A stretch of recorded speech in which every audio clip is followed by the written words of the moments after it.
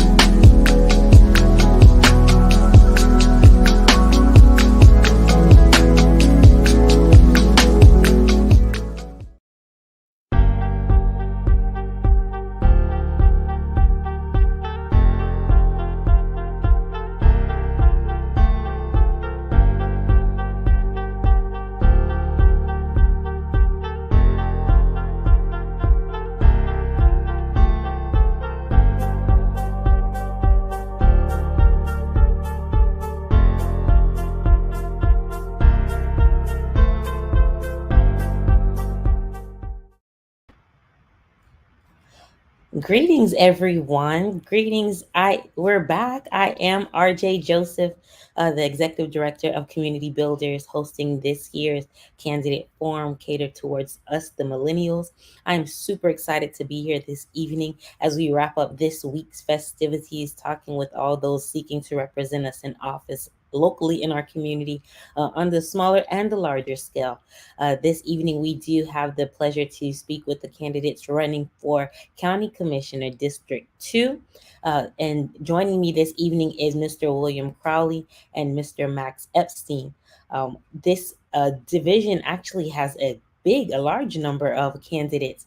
So some of them that were supposed to be here, they may be joining us in the middle of the conversation. But to start off, I do have Mr. Crowley here and Mr. Epstein backstage, waiting to join us and give us their take on why they think they would be best fit for office. So I'm just gonna go ahead and write on in and bring them right on in. Thank you guys for tuning in, and I hope you enjoyed this show. First up, joining me today is Mr. Will Crowley. Hi, Will. Hey, thank you so much for having me. My pleasure. And last but not least, Mr. Max Epstein. Hey there. How are you? I'm doing pretty well. I have a little bit of a headache, so I'm going to try to push through this, but thank you for the invite. Oh, it's my pleasure.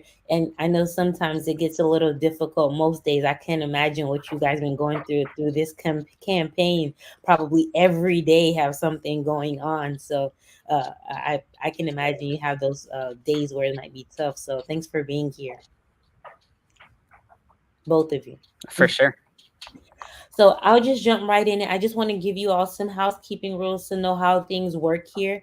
We are a little untraditional compared to the other forums that we've been a part of, or that you might have been a part of. I do a timer towards the end where I ask more direct questions, but in the beginning, I really open it up where it's more conversational based, where we really just want to, instead of trying to get you in 2 minutes to try to give us your best answer, really give you an opportunity to better explain the things that you're looking to do, ways that you're trying to connect in the community, and whatever ways people can support you through this campaign. Any questions? Nope. Yeah, it's a pretty laid back form. We're just talking really for the most part. I'll definitely ask questions so that to get you to further elaborate on some points, may ask some questions. So forgive me if I come off as devil's advocate at any point, just wanting to try to take the perspective of the community, some challenges you might face, whether in office or from those supporting or not supporting for that case, and just trying to see it from your perspective.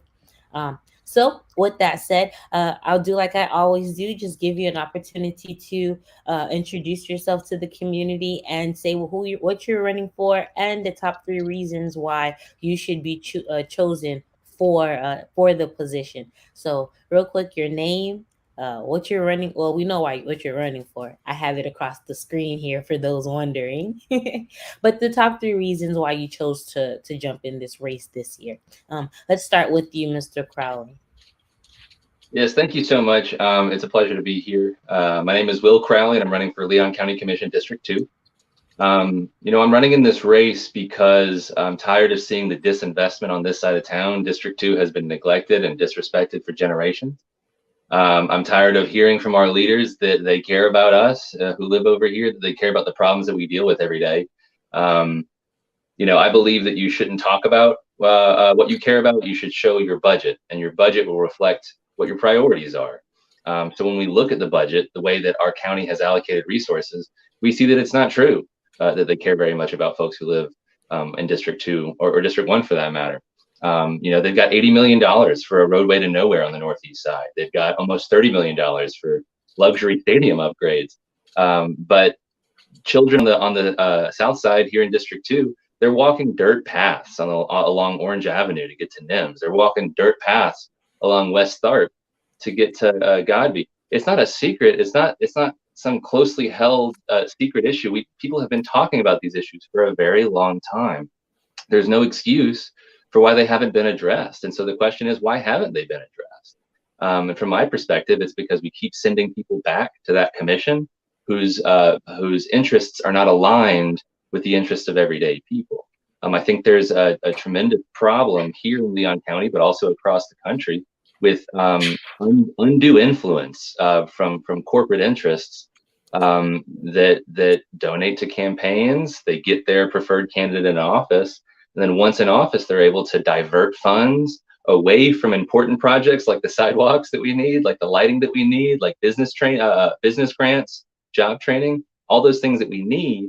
We can't have those, not because we're a poor community, but because corporate interests are diverting them towards their pet projects. And I want to do something about that.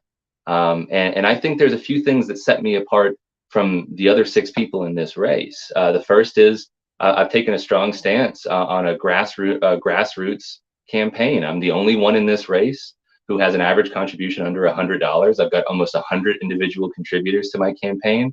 88% of those are from here in Leon County. And I'm not taking a dime or a dollar from any big developer, any corporation, any business that seeks to influence the outcome of our elections. I've also got a strong background in public planning and or urban planning and public administration. I've got advanced degrees in those subjects from FSU. I've worked in public budgeting and finance for the last 7 years with the state, first at the state legislature doing appropriations. Now I'm at the College of Medicine. I'm working with their $50 million budget. I say all that just to say I don't have to rely on unelected staff to do my thinking for me. Too often, whether it's local government or government at any other level, they're acting as a rubber stamp for what essentially bureaucrats are doing or what their priorities are. I believe that expertise should facilitate, not dictate, the community's needs. So I've got those skills. I understand how to work a budget. I understand how to do negotiations with folks who don't want to fund what your priorities are.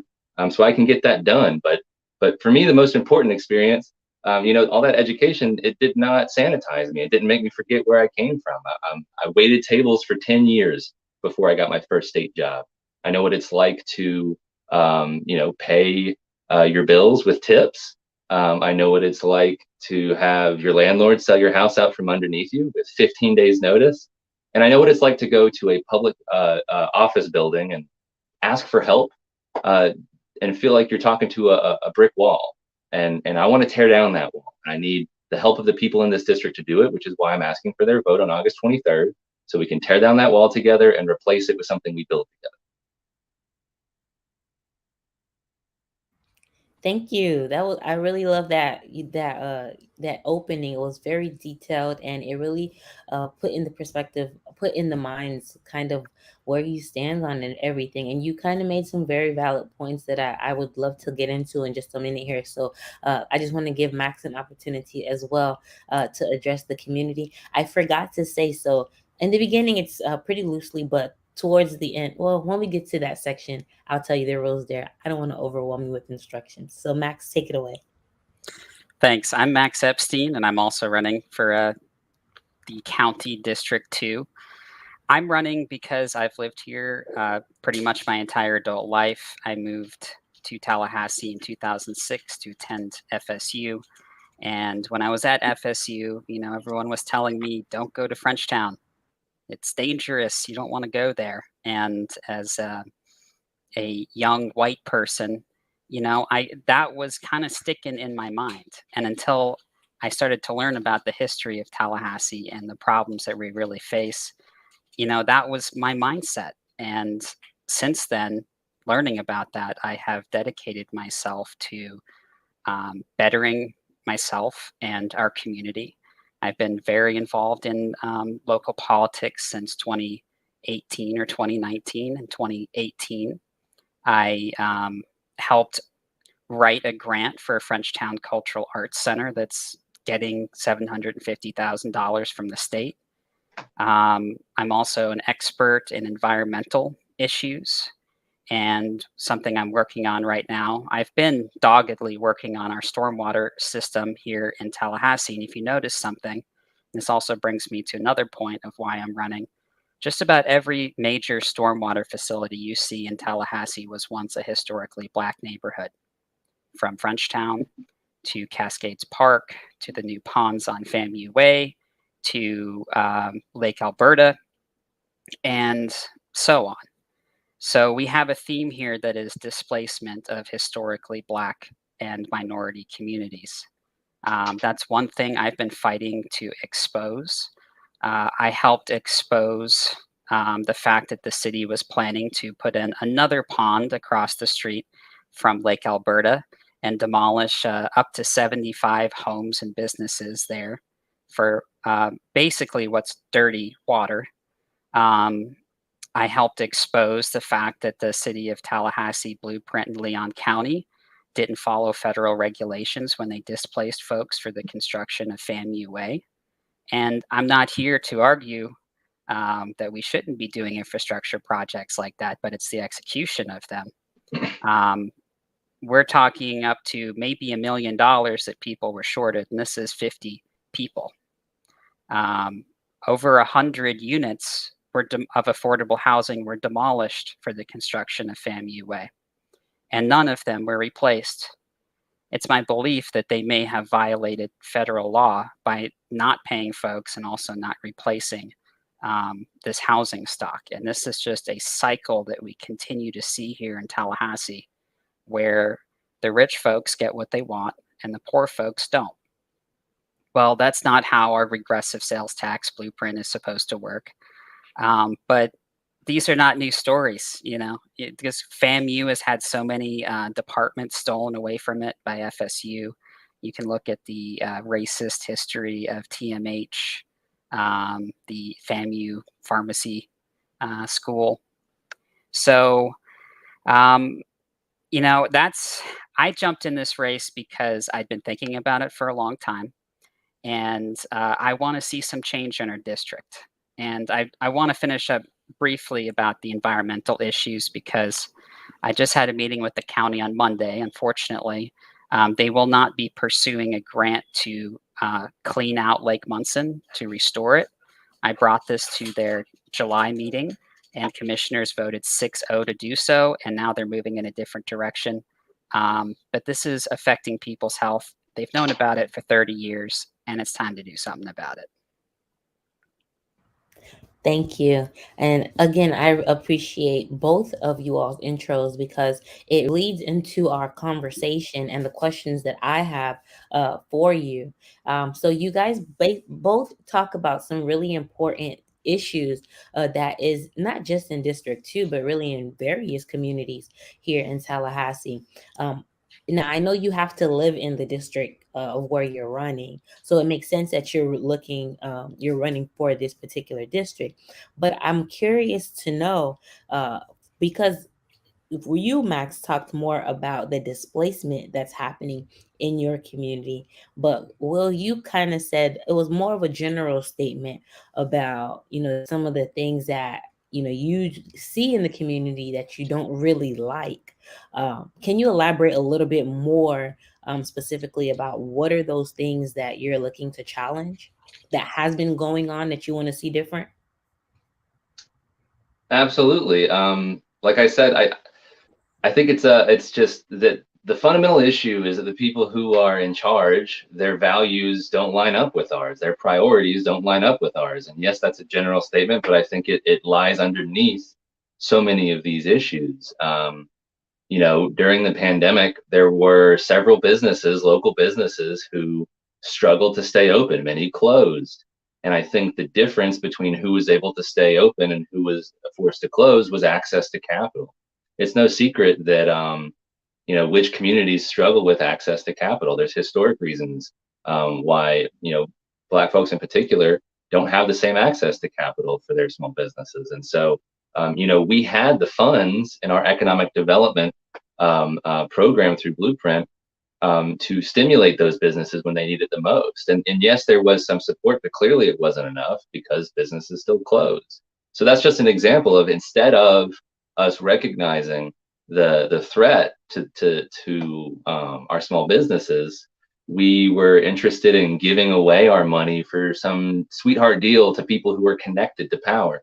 So whether it's the Orange Avenue apartments, the displacement that's happening there, whether it's the Airport Gateway project where funds were promised for Lake Bradford and everyone was excited about the Airport Gateway project. And then already we're seeing changes made where those improvements to Lake Bradford. Listen, I drive Lake Bradford every morning when I go to work, and I see people, because there's no crosswalks, there's few sidewalks, little infrastructure for people to be safe with. I see people almost get hit by cars all the time. It's a very dangerous road. And there was funds set aside to improve that road, but already we're stripping those funds away, reducing the allocation for Lake Bradford so that we can build new roads that primarily benefit FSU's golf course. And those are just examples of how we are not, we're failing to have a budget. We're failing to build a budget that reflects the everyday needs of regular people. And I've got the skills and the perspective to change that. Yeah, I get that. Awesome. And so just to make sure I'm understanding, you're basically saying just the day-to-day life in District 2 can be better. And that's really what your agenda would be in if you were in office, just to improve day-to-day life, simple things such as sidewalk lighting and so forth, would be the things that you would focus on. Yeah, well, I mean, I think it all begins with public trust. Only 17% of this district, I think, only 17% of eligible voters in this district turned out in 2020. I think that shows a community that feels neglected, that they're left out of the conversation. Why should I even bother? Why does it matter who I vote for? And I can't blame them for thinking that. But, I believe that there are more of us regular folks than there are of the wealthy, well-connected folks. I believe that if we have a vision for what we want our future to be, I believe if we work together and build a grassroots movement to steadily build gains and move our platform forward, I believe that we can change things. Government can do incredible things for people's lives. I'm a testament to that. I benefited from the public school system and from other social services. And I've been successful, and I want to see the same thing for other people. So I think the less money we spend on sweetheart deals and giveaways to the well-connected, the more money we can spend investing in the people who make this community what it is. So Max, I'd like you to weigh in on this, because you talked a little bit about the families that are being challenged or losing in these communities. How do you feel that your ideas fit in with the things that Will is talking about, or does it rather? I mean, I think Will and I have similar views on a lot of things. For me, I've done dozens of public records requests and read agenda items, and I've been to dozens of commission meetings, and it kind of gives you an idea of how these things continue to happen. So I absolutely believe that we need to have sidewalks and infrastructure that fits our district and not have us passed up. For example, the Thomasville Road is getting an update and a nice multimodal path. That's nice and all, but they kind of leapfrogged over West Tharp Street. And Blueprint now has that project completed by 2040. Okay. Well, that's like 2 generations of kids ahead of us. That is not something that's acceptable when we talk about 32304 and our other neighborhoods that really need investment. And I have actually done a fair amount of my advocacy work in District 1. So it's not just District 2. I have looked at the Northeast Gateway and how we're developing. That's a major issue because we are annexing into the city limits new luxury residential on the fringes of town. And we have neighborhoods right next to the wastewater treatment plant that are still on septic tanks. And we have Lake Munson that has been polluted and full of toxic algae for decades. I mean, you can go back to the 1930s and see articles about algae blooms. And so I'm not sure if that answered your question. No, but it did. You actually answered it in the first point, your first statement, because with basically agreeing with a lot of things that Will said. I want to ask now for, well, let me ask this: how long have you been living in District 2, Will? I've lived in a lot of different places in Tallahassee, on and off in District 2 for a few years, altogether in Leon County for 10 years. Okay. And Yeah. Matt? I've been lived exclusively in District 2 since 2006. I lived in Orlando and St. Pete for 3 or 4 years and here and there, but I've been in District 2 basically my entire adult life. Nice. Okay.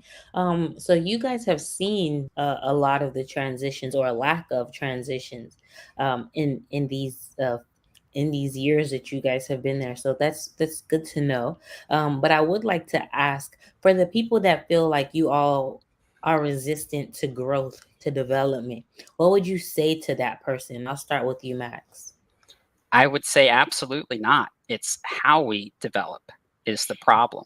And people somehow think I'm a one issue candidate when it comes back to having much of my expertise in the environmental realm.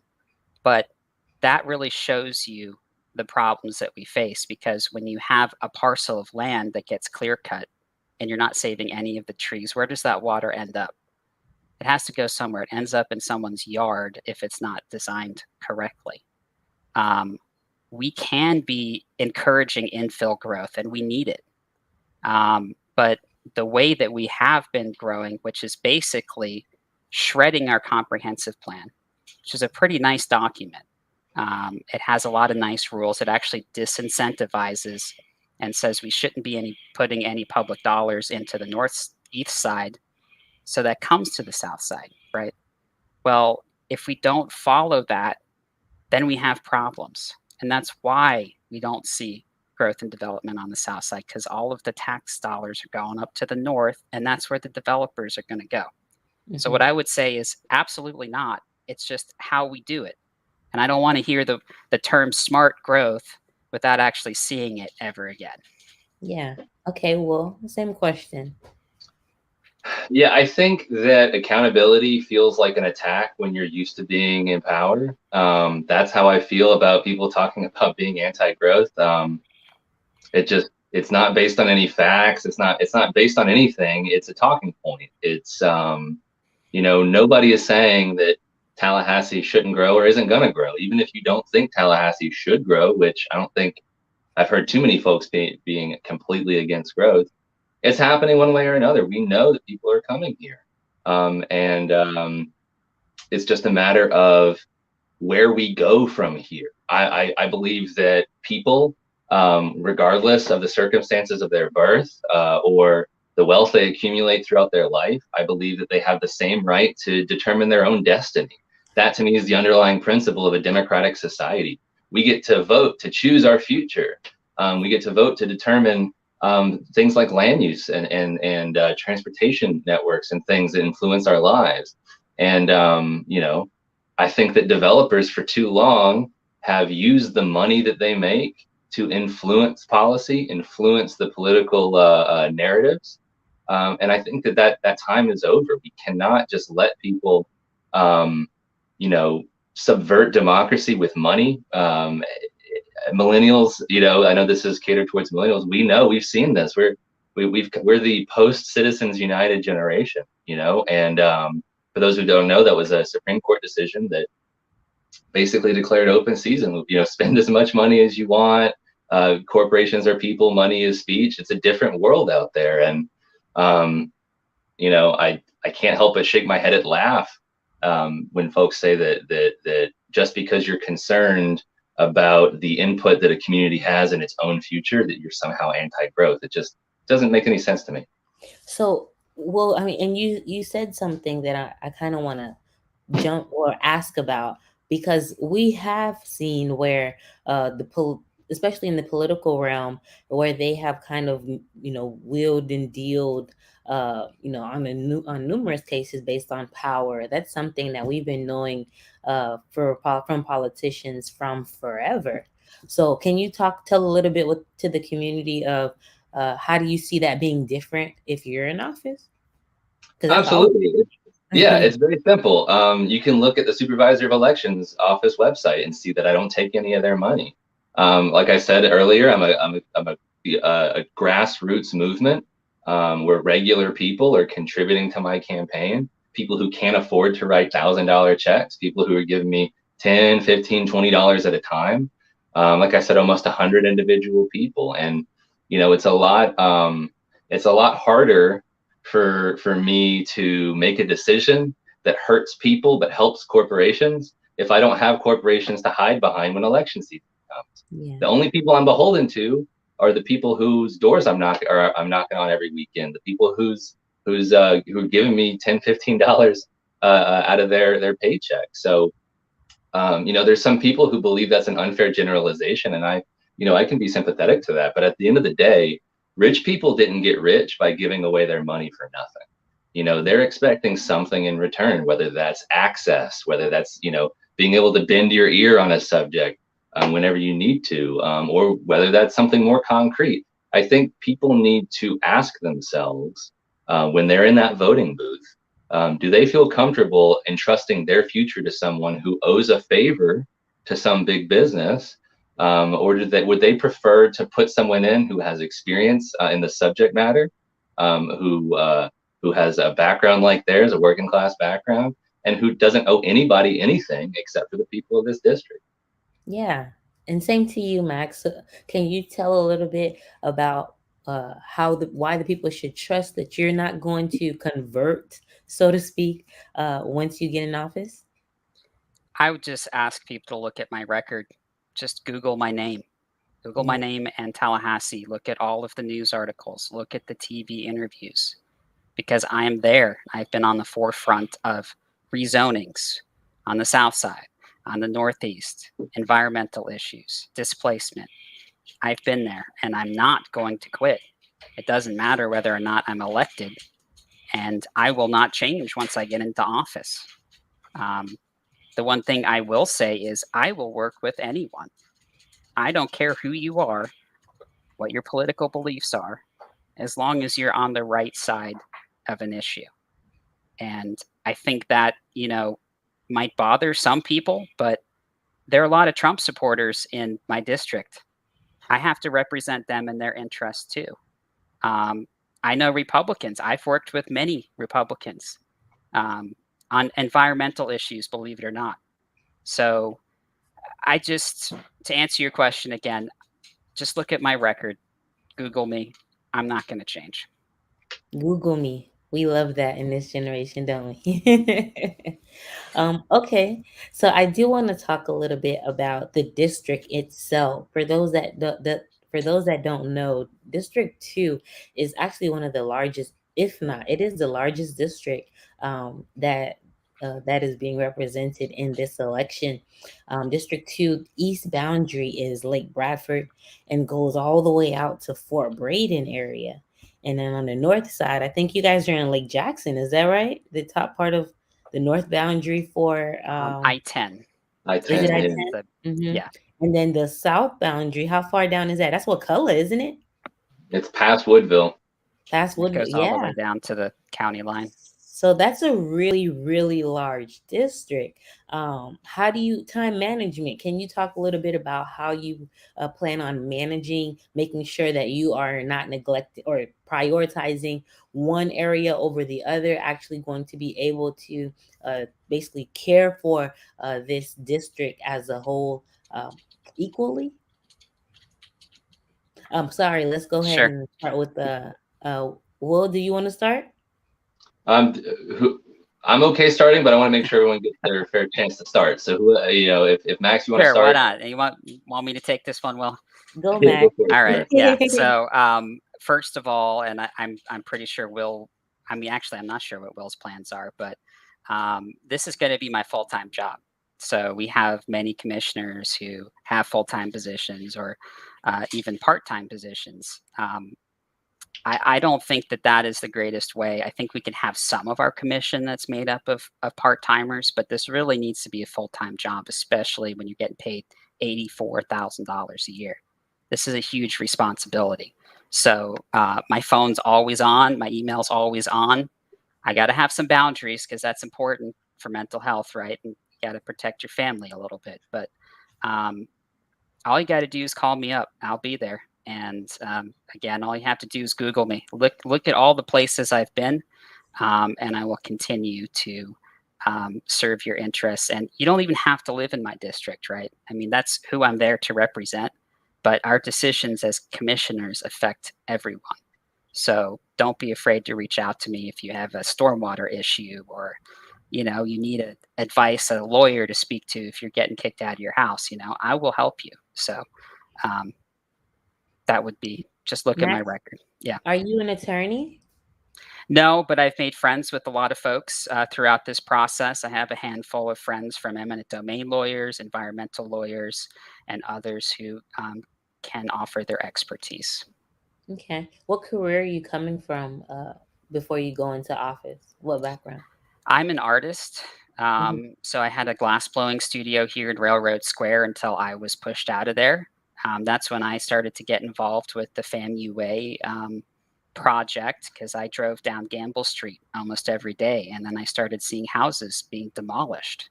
This was 2019.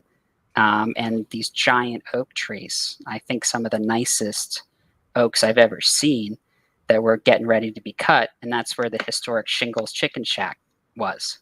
And so, yeah, it's I'm an artist. I'm also a scientist. I have a degree in geography, and I'm a researcher at the DeVoe Moore Center at FSU. Yeah. It's a think tank, and we're actually studying our local government's use of eminent domain. So there will be a report that's coming out.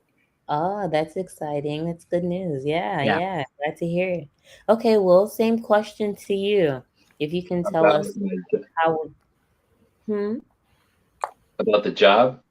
Well, no. So how would you manage your time taking care of this huge, this really big district, and making sure no parts of it gets neglected? Sure, and I think that speaks to kind of the diversity of this district and the different needs. You've definitely got, some inner city territory on the northeast side of the district, and much more rural communities out to the west side and to the south side. And I think, there are different needs that different groups have, but at the end of the day, what unites it all is trust in government, that the people who we send there are going to have our best interest in mind. So, I've spent a lot of time, going to as far as I can get out, the furthest edges of the district, trying to meet folks. And I'm hearing from people that have, they've said all the years I've lived here, no one has ever come campaigning to my doorstep, let alone a candidate themselves, and that's kind of sad. I feel like a lot of times we treat local candidates or local elected officials as something between like a celebrity and a little league player, where you kind of have to like applaud everything that they do. You can't be critical of them. I just don't think that way. We're regular people. We've got our flaws. We've got our hopes and dreams and whatever else. But yeah, I plan to to take the same approach to this job as I've had to the others. Currently, I work at the College of Medicine at FSU, working with their budget. It's very important work. FSU, for those who don't know, our college is very small. But it serves a very important role. We produce doctors and other healthcare professionals who specialize in rural family medicine. So communities like my district who don't have a sufficient access to healthcare. So that's work that's very important to me. And frankly, I haven't decided what I'm going to do, whether I'll quit that job or not. My focus is on getting through the race. But whatever happens, whether I win, whether I don't win, I'm going to still be there. I'm going to still show up to the Blueprint meetings. I'm going to still, submit my my little letters to the editor and everything, and I'll be continuing to work for the people of District 2 and everybody else in the county. Yeah, thank you. And I actually make that disclaimer at every forum, right? Everything that uh, you all are doing, it just goes to show the heart and care for the community. I just always hope that it's not just limited to the race, Cool. but continues on after. So it is very heartwarming to hear you say that. Um, okay, so I kind of want to switch the pace up a little bit and kind of talk about the crime that is in specifically in the 32304 area, because reports have shown that this is actually one of the most crime-ridden communities of the entire city of Tallahassee. So what do you say when you hear stuff like that, and what plans do you have to combat that? Will, let's start with you. Sure. Yeah. So I think I went into this race thinking that affordable housing was going to be the what was on everyone's mind, because it's what I was hearing in my own bubble, right? Mhm. And as I was talking to people, they were very concerned about their housing, but one thing they kept bringing up, which was, I knew was an issue as well, but they were much more concerned with the crime issue than they were even with affordable housing. Um, and I think that makes perfect sense. Folks who feel like they can't go walk the dog in the evenings, they don't have enough light to see that their friends of theirs are getting shot, or tied up in violent crimes. It's a very serious issue, and it's tragic because it robs us of our next generation.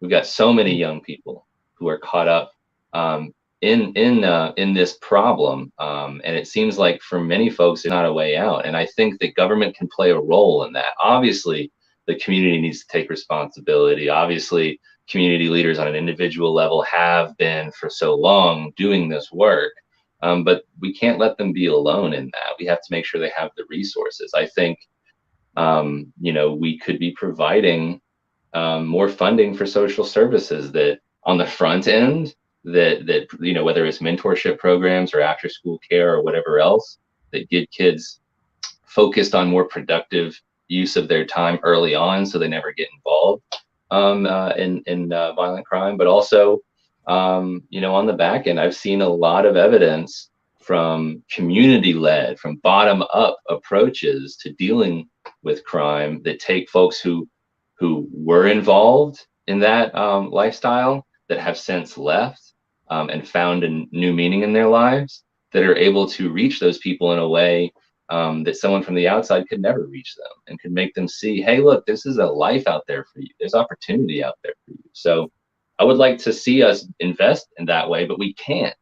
We can't do it because all of our money is being spent on things that don't really serve our interests. I also want to touch on the anatomy of a homicide. That was a document put out by the sheriff's department, and it echoes a lot of the things that I had already knew in my heart, that there's an issue with trust between law enforcement and the community.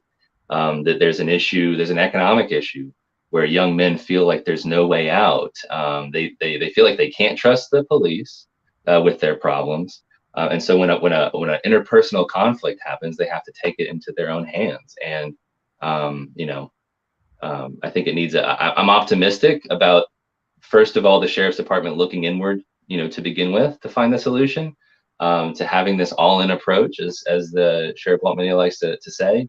I'm optimistic. I'm hopeful, but at the end of the day, we're going to need more resources. We're going to need to put our money where our mouth is as a community, and invest in the people who are most impacted by this violence.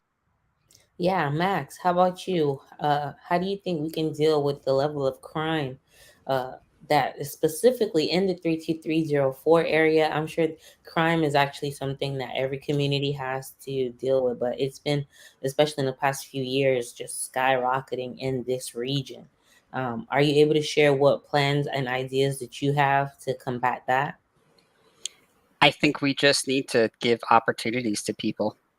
I think that there are opportunities to do more community policing and try and shift some of the burden off of our police and the sheriff for social issues.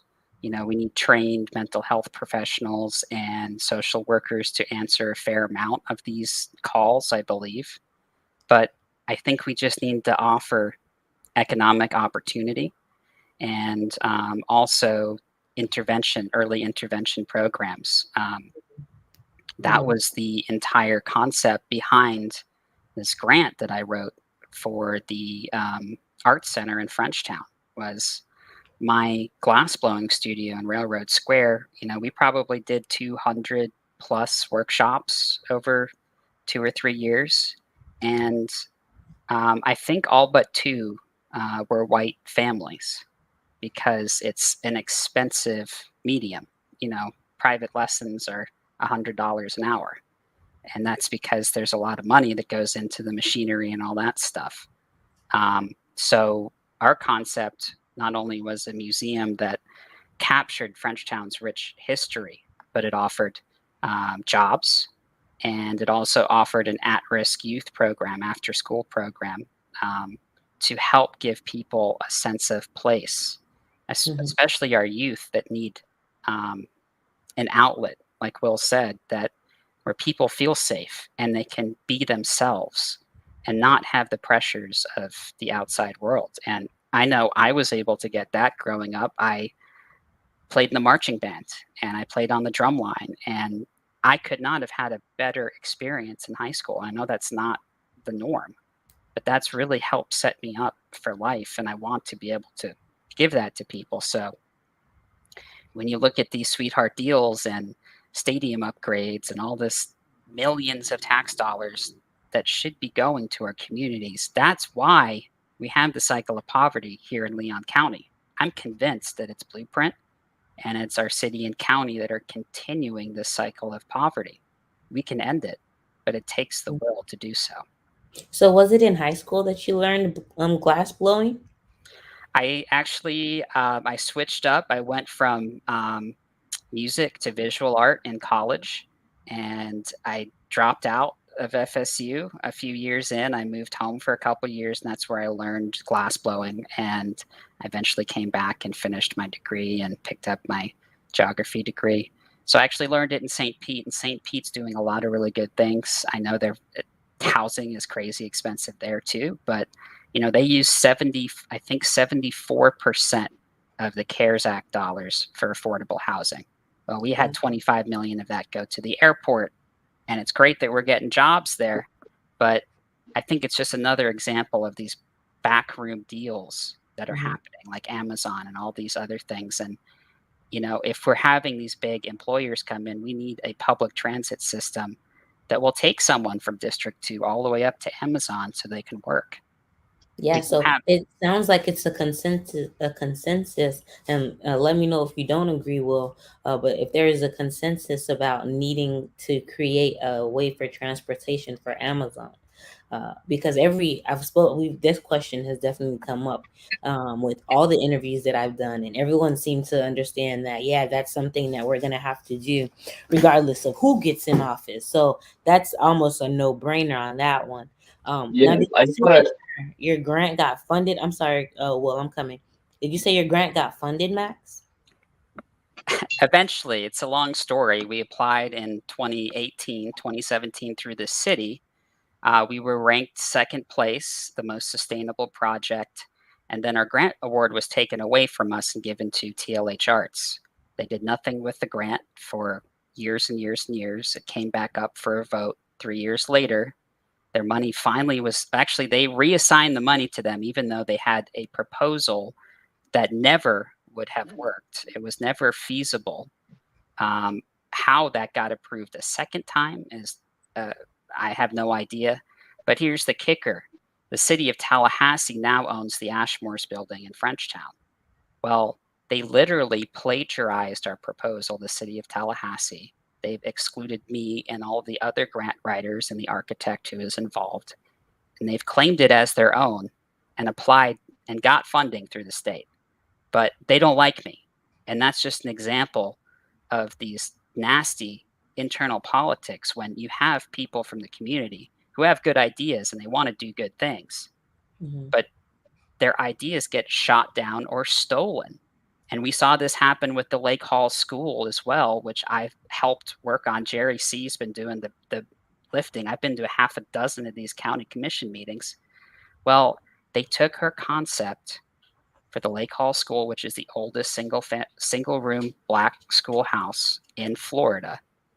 And they ended up getting over $5 million, $6 million in funding for the integrated school that came after it.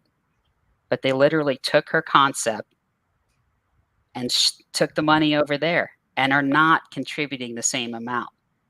Why? Why does it always work like this?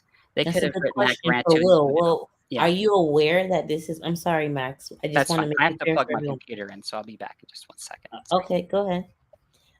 But so Will, did you know that this is something that happens often at City Hall, that you can get sabotaged, that you can get backdoored, that your contributions can be swept up from up under you? Yeah. So I had an organization that also applied for the same grant funding that Mr. Epstein is talking about, and we also did not get funded. But I agree. I think that there is a good old boy network here in Leon County.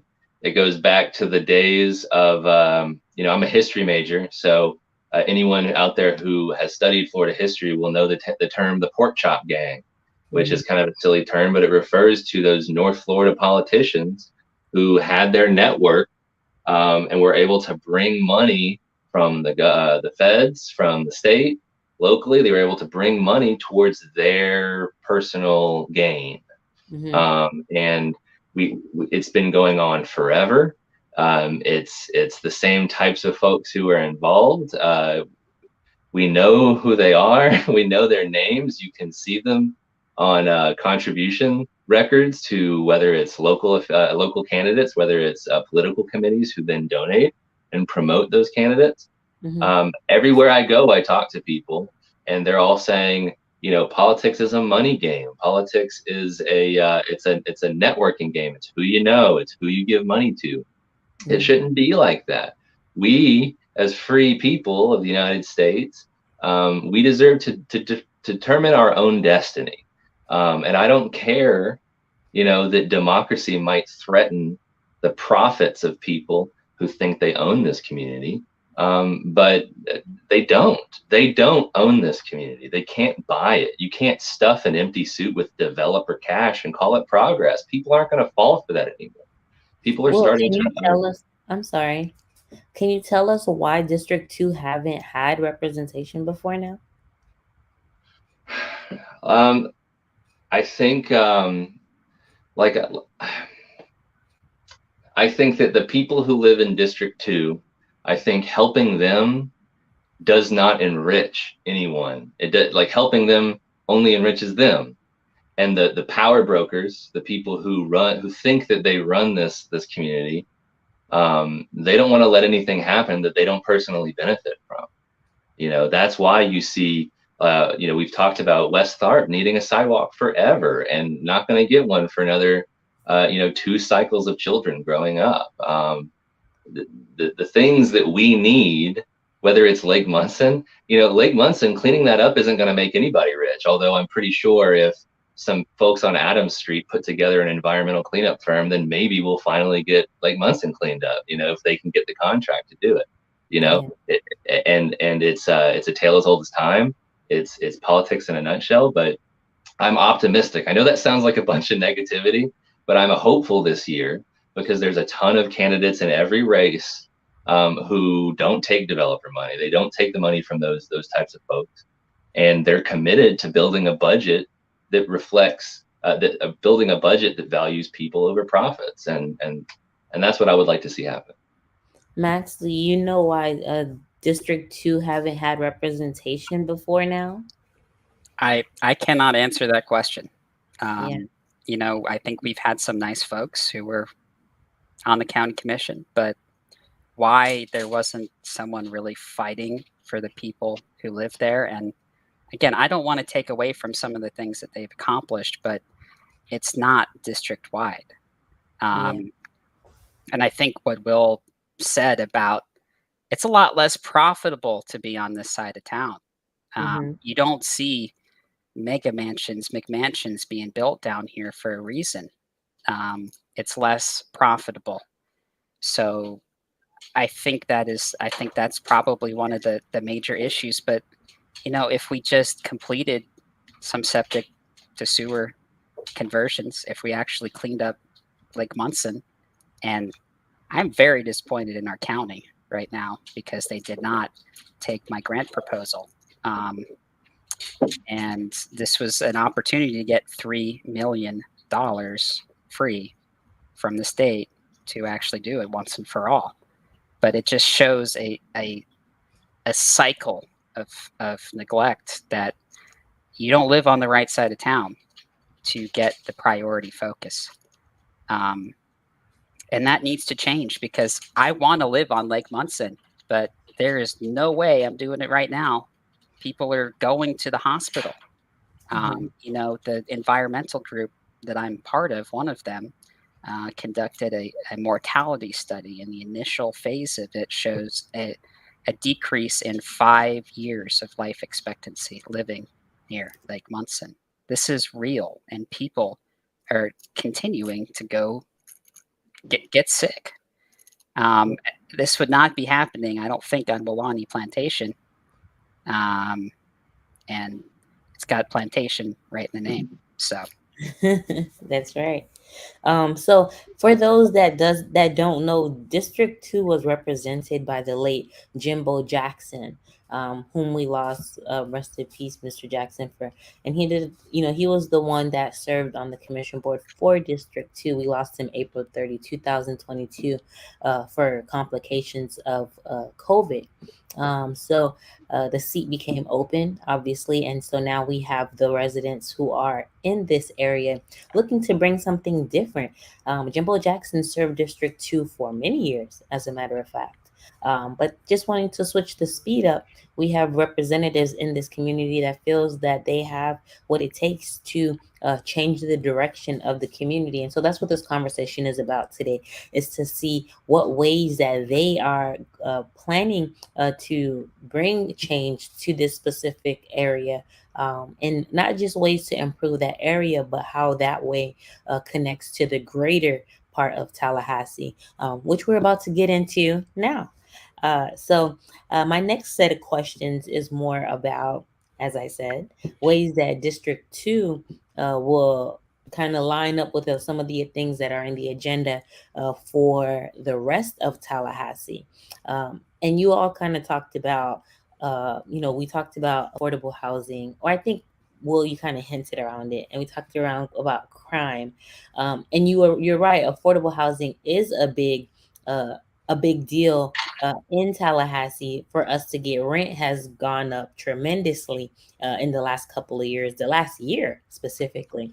And so just these changes that are happening, I'm curious to know, how do you plan to funnel some of these initiatives? Affordable housing, I know that they passed $1 million bill for violent crimes. How do you plan on using some of those resources to benefit District 2? Max, I'll start with you. Well, I think the number one thing we can do, and this should have happened after Scott Maddox's arrest, is to go through every single blueprint project, every single capital project that we have, and see how we can reorganize the how we get to these projects. Can we bump up projects in District 2 or District 1? Can we shift funding to affordable housing? I think we need to make direct investments into affordable housing that the city or county owns. If you look at Orange Avenue, the displacement that's happening there, that's over, I believe it's 100 units of public housing that is not coming back. It's about a third of our total units. And if you read, I'm sorry? 37%. There you go. And it's if you read the lawsuit, and we worked with Tiffany Hill at the beginning of a lot of this. If I just lost my train of thought. What was I going to say? Oh, the displacements. Okay, right. Yeah, none of those are going to be public housing units. They're market rate or subsidized. We need to be making direct investments into public housing. And if you look at that lawsuit, it lays out a long history of the very same thing happening in Goodbread. I mean, these are things I've heard for a long time. It's a cycle that needs to be broken, and unfortunately, it's going to take legal action. It always takes legal action. That's how we got our, Lake Munson, the water coming into it. They say we've made $400 million in investments into it. Well, actually, they were forced to do so through legal action. And I think that's what it's going to take. And I just wanted to mention briefly, what was the question again? I wanted to make sure I answer it. But Yeah, so I was asking, where do you see? No, that's my next question. What was my question to you? Oh, yes. I was asking about the current things that are out there. So there's $1 million in the fund for dealing with violent crimes, for affordable housing. There is some initiative that's in place to help to create more affordable housing. And so wanting to see, how do you plan on using those, tapping into those resources to benefit District 2? I think the number one thing that we can do is go after more grant money, like it's our entire job. And from environmental cleanup funds to CDBG or community development block grants, you see a lot of these come through the CRA, but they end up getting funneled into luxury projects like the one that's going up on North Monroe Street across from J.T. Burnett's old hotel, right? That's getting $5 million in CDBG grant funding. That's supposed to be for disadvantaged communities. So we need to be pursuing these that go directly into our communities, not these developer-friendly projects. Yeah, thank you. Will? Yeah, I think this is it's a very important question. Sorry? I was going to say, do I need to restate the question? No, I think I understand it. It's about how do we funnel existing funds and perhaps future funds into District 2 for our benefit, correct? You got it. So, and it's a very important question. I was speaking with Mr. Kenny Barber, who used to be the budget director for Leon County, and he made the point to me, which, made sense, but I had not heard it laid out this way, that if you had a ledger that accounted for our expenditures at the county level by district, you would see without a doubt that District 2 is at the bottom of the list. And that's a huge problem. We see the manifestation of those problems every day. So absolutely, we need someone who can fight for every dollar that comes through that county. When I was at the state legislature doing working in higher education appropriations, we worked with capital outlay for educational facilities. That means the buildings, the capital projects, the construction projects that we would do in service of education. And one of the last years I was there, we did a survey, we did an audit of all of the capital projects that had been laid out. Many of them had started and then stopped and then started, and then they had to rebuild because of the gaps, because of the lapse in time. And it's so much wasted money. So we absolutely need to do an audit of all of our capital projects to see, is this the best? Is this really the highest and best use of our limited public funds? And if not, then we need to reallocate that. So I would like to see the budget laid out by district so that we can show people what's really happening. I do believe that shame can be an effective tool for public officials.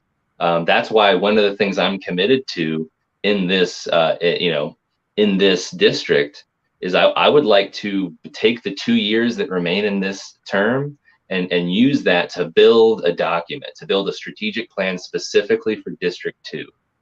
And, that will be collectively put together. I want to work with the neighborhoods in Fort Braden, in Woodville, whether it's Callan neighborhood, anyone else, any other community members, stakeholders. I want to bring them in and together work on a document that identifies our main issues as a community, that identifies the strategies we feel like we've tried before and haven't worked, and now we want to try something different.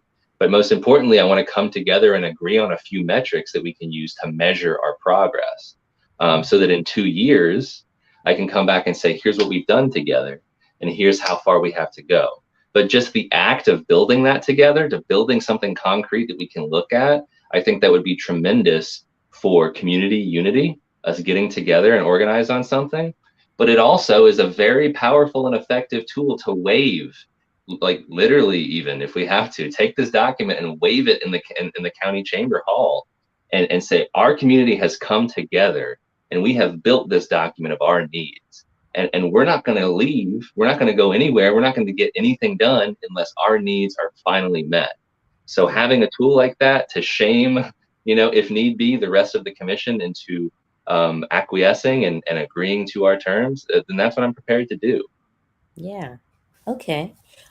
So I kind of want to ask about economic development, because that's also a major topic in this race. A lot of the other commissioners, they definitely have talked about ways that they can bring economic development to their districts. And so this part of the conversation, we're talking about how the work that you're doing in District 2 is going to line up with the rest of the other communities, the rest of the other districts.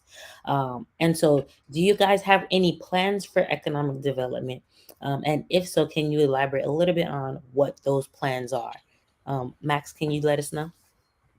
Well, our lives have become much more difficult because we were supposed to have tens of millions of dollars available to us just for this very purpose. Where that money is going to come from now, I don't really know. I think what we can do is reach out to the private sector. And I know that doesn't always have the greatest results, but I've been trying to think about this because, again, we were supposed to have all this money so that we could try to encourage Publix to open up, or a grocery store, so a community center, something like that. But I guess I'm the first to say I don't really have a real strong plan to do so. Mm-hmm. I think that by improving the infrastructure that we have, which we have a little bit more control over the budgets of, that will encourage growth, that will encourage employers to relocate to our district. If you clean up Lake Munson, people are going to want to live there, and there's going to be economic activity. Mm-hmm. But we're going to have to reach out to folks who are the developers, the people who have the money, who are sponsoring other candidates. And I know that makes people retch, but there has to be a way for us to work together in this county to mm-hmm. accomplish the goals that we have set forth. So I know that's a kind of a cop-out answer, but again, we were supposed to have lots and lots of money to help with this. And okay. Thank you. And Will, do you have any plans for economic development? And if so, can you share what those plans are? Yeah, absolutely. It is a travesty that we lost 8 years of our economic development funds in a single fell swoop, taking money that was generated from hardworking folks in communities like District 2 and was used, instead of helping us, it was used to benefit wealthy tourists who don't live here. And don't have to raise their kids here and don't have to try to start a business here. What do you mean by that? I'm sorry? What do you mean by that? Wealthy tourists. Can you? I'm talking about FSU. I'm talking about the football games. Oh, I'm yeah. talking about, we're putting almost $30 million into, upgraded urinals, place for wealthy tourists to relieve themselves. Meanwhile, people who live in this district don't even have a place to sleep in some cases and are camping out, in the woods off of Pensacola Street, so yes, it is a tragedy, and we should definitely have done something differently, but that money is gone now unless we're able to find some sort of way to claw it back. But absent that, I do think that we can focus on infrastructure. There's a lot of storefronts along Orange Avenue, for example, that need to be improved. It may seem like an aesthetic concern, but it's more than aesthetics. We're revitalizing an area while helping people stay there and not be displaced. And I think social service investment, if people are able to access healthcare, if they're able to access a grocery store, if they're able to access entertainment or affordable housing, if they're able to access this thing, then it draws economic activity to the area. Right now, if you live in District 2, you have to leave District 2 to do most of the things that you need and almost everything that you want, you know? So that's what I would say. I would say we need to have a holistic approach, look at all of our money that we do have left, and find a way to bring it to District 2.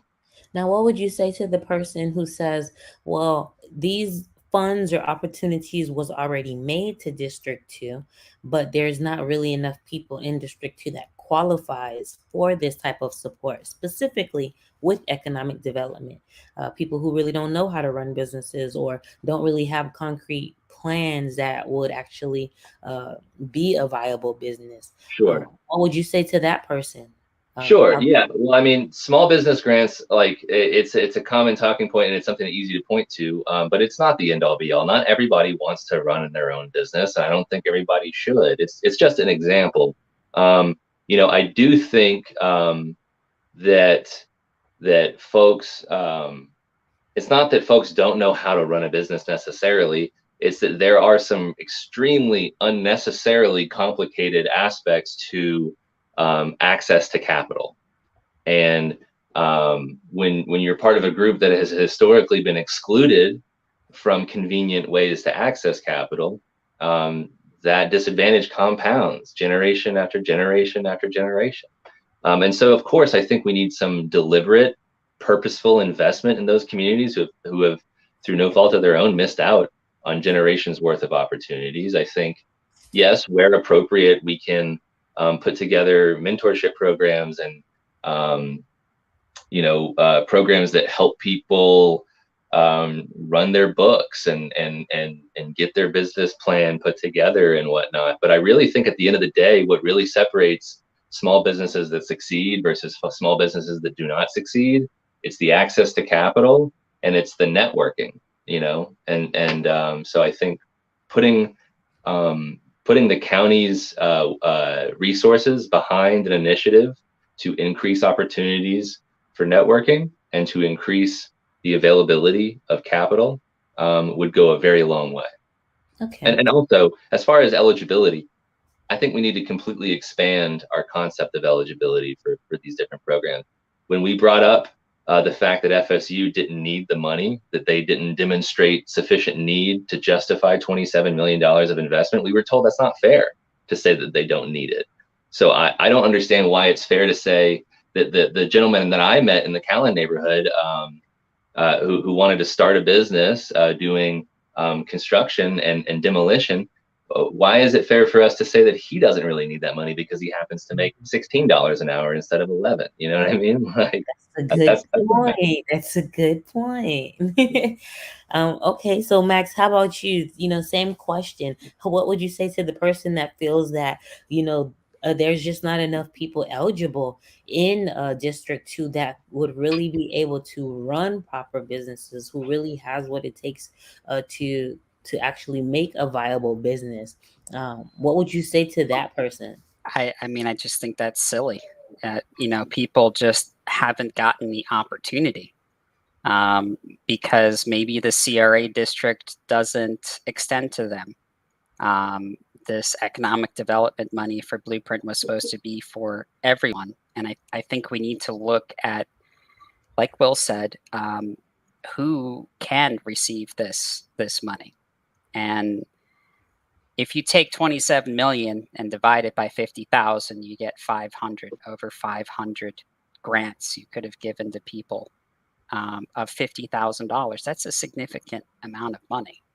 Yeah. Okay. How about 5,000? That's over $5,000 grants that we could have given out. And when we had commissioners, and you know, this is one of my sticking points. I'm running on an anti-displacement platform. We need to invest in the people that have been there, and the families that have been there for generations already, who have been promised these things over and over again. And I know Frenchtown isn't in my district, but I don't know how many neighborhood plans they've had over the years, going back 20 or 30 years, these promises that have been made. So, we had a group of folks, and I help. I'm an administrator on the Save Historic Structures Heritage Trees Facebook page, and we have over 1,500 folks, almost all of them from Leon County, who are concerned with equitable development. And we had about a dozen of us who met with every single commissioner of the 12, except for Mayor Daley, who's never returned a call or an email of mine, about this money that was coming up for the stadium, because originally it was $20 million that was set aside for a convention center. And then at the beginning of the pandemic in March of 2020, FSU said, oops, we cannot hold up our end of the bargain, which was to match that $20 million. And with 1 week's notice, they didn't tell half of the commissioners. It appeared on the blueprint agenda for a $40 million convention center. That blueprint didn't even have $40 million to give away. How did it get there? These are the issues that we need to look at. But, we met with every single commissioner who said, you know what, you're right. We need to look at affordable housing. We need to look at mental health services. We need to look at investing in our people. And then, go Knowles. Then it was, there was not even a consideration. So why is it that we keep getting one thing told to us and then the result is the complete opposite? We need to figure out how to build a consensus here. And again, it means working with people that you might not particularly like, right? We need to build these bridges to make some actual progress for our community.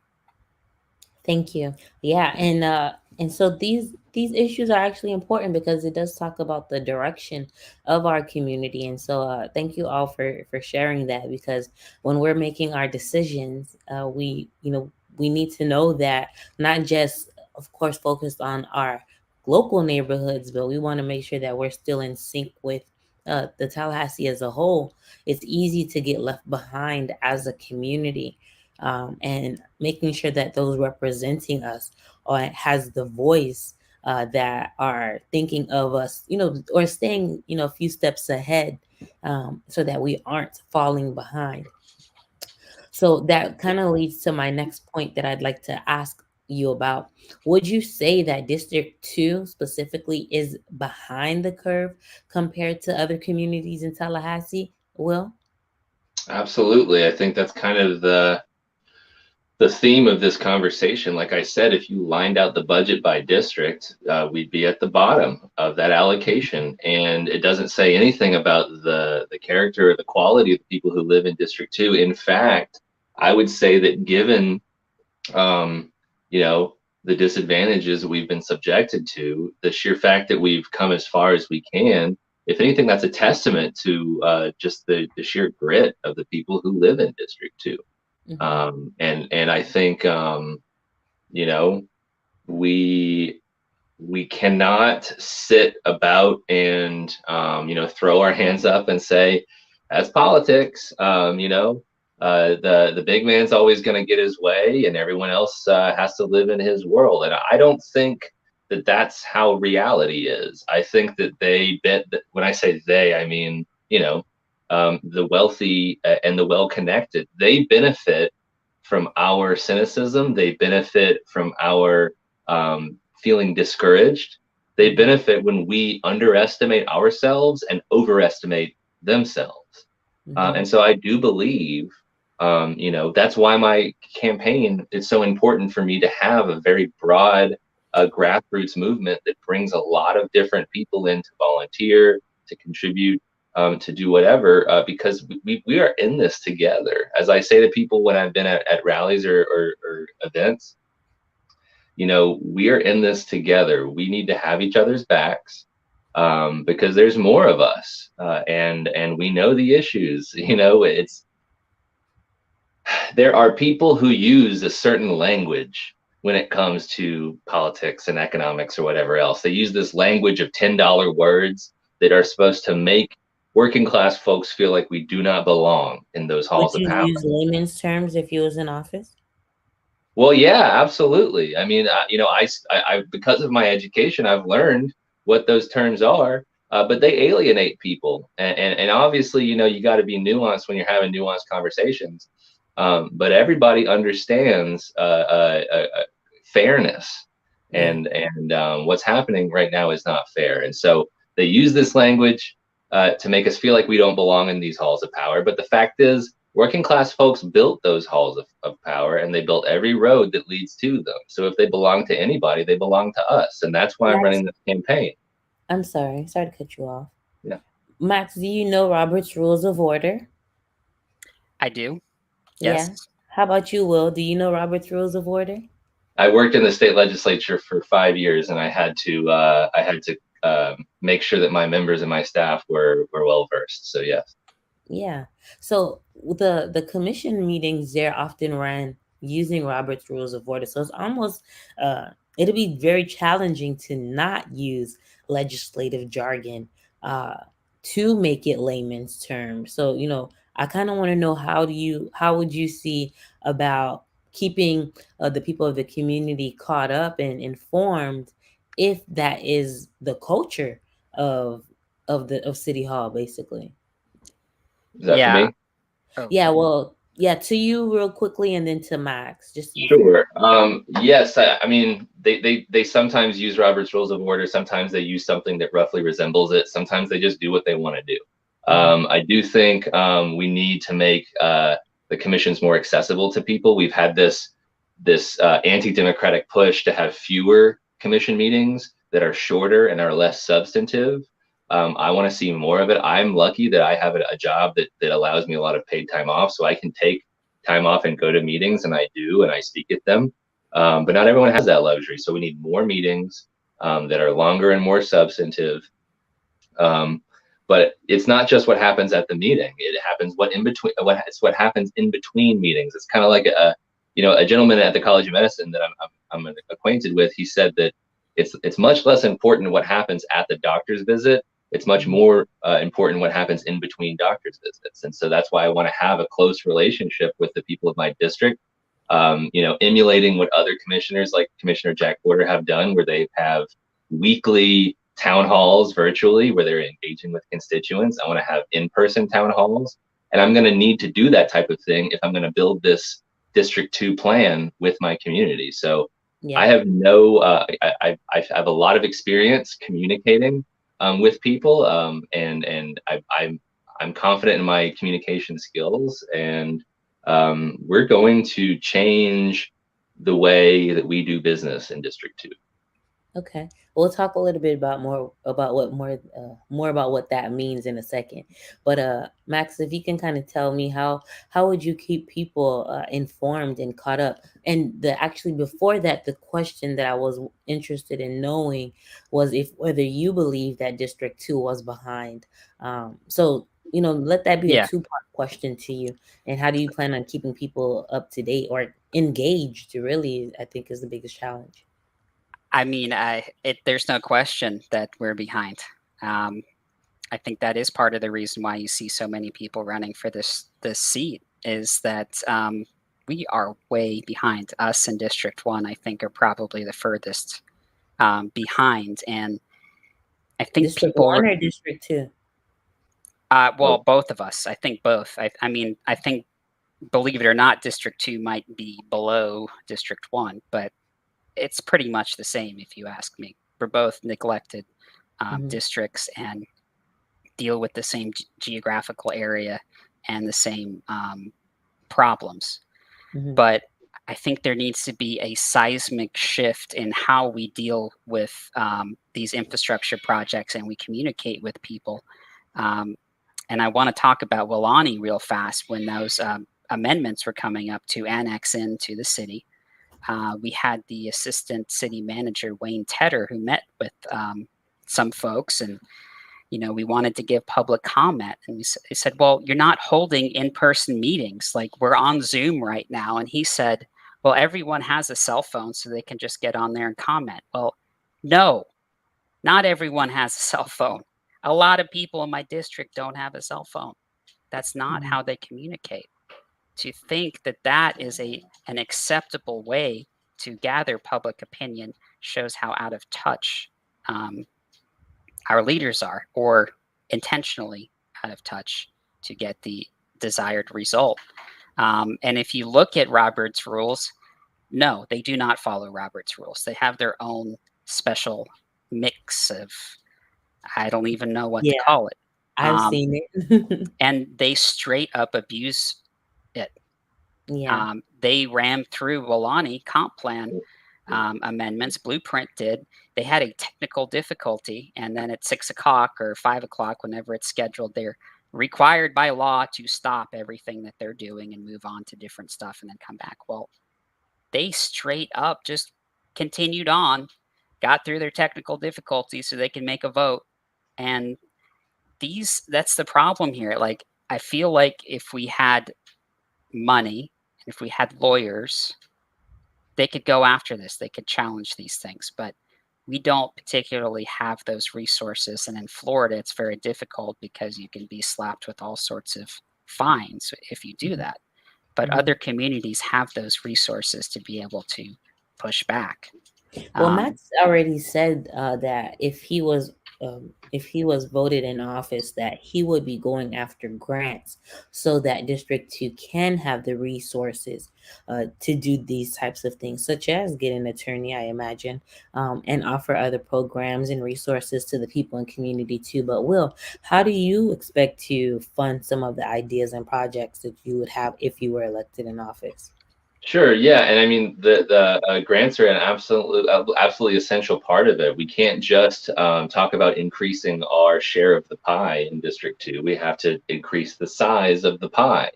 I worked as a grant manager for the Florida Department of Health. I have an intimate understanding of how grant applications and grant management works. So, of course, especially with the newly created or recently recreated grant coordinator position at the county, I would like to see that position expanded to an entire department of people whose only job is to go after grants all over the country from private and public sector and bring them into this county, specifically into Districts 2 and probably District 1 as well. But yeah, I think we need to look at a dedicated funding stream for some of these issues, whether it's, looking at the sale of public land. We keep selling off public land, often without a competitive bidding process or even a valuation of the worth of that property, and that's just leaving money on the table. I don't personally believe we should be selling off any of our public land. If anything, I'd like to reverse it and buy up more land to use for a housing trust or an environmental trust to protect these lands. But well, that actually brings a really good point, because there was some pastors that came up to the city commissions when the city hall to try to ask for a trust to be made to focus on funding for affordable housing. If you were elected into office, what would you vote for that? What would you vote for that, Will? Absolutely, I would be in favor of a affordable housing trust. I'd also like to see housing built on public land so that we can pull the profit motive out and build housing more cheaply. I also, I've done some research, and it seems that there is a loophole in the constitutional prohibitions on rent control in the state of Florida that few, if any, other communities have taken advantage of. But if we in Leon County declare a housing emergency, which 20% year-over-year increase in rent, considering the fact that every $100 that median rent goes up, homelessness goes up by 9%. Considering all that, I can't imagine, if this is not an emergency, I don't know what an emergency is. So I would love rent holes. What is the rent holes? What are you saying? So a loophole. So if we basically, the state constitution says that you can't do rent control, right, at the local level. But they say that if your local government declares a housing emergency, then you can freeze rental rates for a year until extenuating circumstances calm down. Okay. With the pandemic, with the pandemic, the housing crisis, all of these things, this is an emergency, and extreme times call for extreme solutions. So that's the kind of stuff we need to be thinking about. Yeah. And Max, how about you? If there was a trust for affordable housing, now from what I understand, this trust would be overseen by the pastors. So how would you stand behind that? How do you feel about that? I think that we need more community control, not just pastors. I think that other community stakeholders need to be involved in that. But that just goes back to wanting to invest in public housing, and it's not just housing that the city or county owns, but I do think that getting people to have ownership is one of the greatest things that we can do to increase generational wealth. And this is what I was seeing with people who were being displaced from on FAMU Way. Is these were generational homes that had been, some of these homes were purchased with the help of their local church. So I don't want to diminish how important the church is. Back in the 1950s, when Black people really couldn't get mortgages, and they were buying up homes for $100,000 or less in 2019. The median replacement value for a home at that point was $275,000. Okay, well, if they were giving everyone 300 grand, it would be a little different. But that's another straight up abuse of seizing private property. And if you look at Blueprint's documents, I know I'm straying from your question a little bit, but if you look at their own documents when they relocated people, it showed what they deserved. And each tenant needed $20,000 to find a new place and be stable.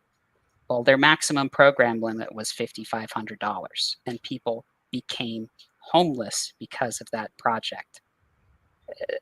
It made me so angry, and really why I've kept involved in all this politics was because our local politicians, but primarily the staff, they were lying to us. They were lying straight to my face, and I knew it, and I'm never going to let it go until I find justice. Thank you. Yeah, that is, and I know the Dream Defenders did help out some with that early on, and I appreciate their support, because we need to change the way we do business, period. Yeah, that's for sure. And I mean, we face so much resistance. You kind of wonder if there is something on the inside that leads people to kind of do their deals the way that they do. And as challenging as it is, I kind of feel compelled to ask, do you as either of you expect to be entered, like once you get in office, you'll be what's the word I'm looking for? I can't think of it. Like approached, sorry. That you would be approached with questions or opportunities really to work deals, because it seems like for most politicians, that's the only way that they feel, or at least it seems, for them to get results. Have you ever considered that maybe that is how it works? Well, yeah, I have had people come to me and say, look, if you get with even the football field of winning this race, people are going to come to you and say, okay, what is it that you want? What is the one thing that you need to feel like you've done your job? And that they've told me I need to be prepared for when that conversation happens, because I have seen good people in office get to that place and be asked that question, and then their response to that question is then used against them, like what you're saying. they'll find the thing that you want most, and they'll hang it above your head and say, oh, you want this park in your community? Well, you're going to have to vote for all the terrible things that I want, that don't help your community and help my donors get richer. And if you don't do that, then say goodbye to your park, you know? And it's cynical, it's disgusting. It is, you know, I've seen it in the state legislature when I worked there for years, how the sausage is made. They use that expression for a reason, because it is nauseating to see. And we need to change this. And that's why I'm not taking money. That being changed, Will, like, if Yeah. you want to get something done, the things that you guys are talking about, they are basically, and we're acknowledging that someone, especially the people with the power who has the resources, they will stand in the way of the very things that you are looking to do unless you support their agenda. How do you guys see yourselves getting around that? Because, I mean, we hear it time and time again. Every time someone runs for office, their promises and their commitments. And the community had just have this major distrust of politicians, because, you know, you'll hear these people saying what they'll do when they get in office and then do the complete opposite. And then now you will just, you know, kind of said, well, yeah, it's true that so many people would, or, you know, someone would come to you and say, well, whatever you have on your agenda, don't plan on doing any of that unless you support what we're doing. So how do you guys plan on dealing with that? Do you want me to respond? Let me let Max say first. Yeah, I'm a realist, I think, more than anything, because there are certain realities, and there are going to be many votes where I know that I'm going to be on the losing side of an issue, but can I get some concessions? What I will say is I will never personally enrich myself like many of these politicians do. And I will never violate the core tenets of my philosophy, which I think I've laid out pretty clearly. And again, just Google me, right? You can see it. I say it over and over again. But there are certain realities in many of these situations. And I am always going to try to build consensus. And even if that is with people who, again, I don't particularly like working with, but if you're facing a vote that's going to be 7-5 and you know it, just like Jeremy Matlow did with the stadium deal, he put forward a motion to give FSU $10 million instead of 20. Do I agree with giving them 10? No. But that might have preserved $10 million for the rest of the community. So I know that's not the answer a lot of people want to hear, but I think it's important to stress the fact that I'm not in this for me. And there are many opportunities where I have, you know, I could have written this grant for Frenchtown to be all about me and buying myself stuff, but that's not what it's for. And I will never enrich myself. I'm going to do the best I can for our community and the values that I've laid out. Okay. And you, Will, how about you? If faced with these options, how do you feel like you're going to be able to combat that or deal with it?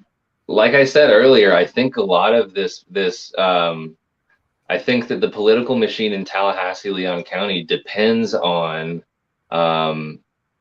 it's a paper tiger. It's an illusion. You know, I feel like they depend on their ability to make you feel small and to make you feel like you don't have any options, so that you will just give up. And I'm not going to do that. I don't take their money, so I can't be intimidated by them saying, well, we're going to take your money and fund your opponent. You know what I mean? I can't be intimidated by that. If anything, you know, the only people who can intimidate me like that are the people who are contributing to my campaign, the regular everyday people.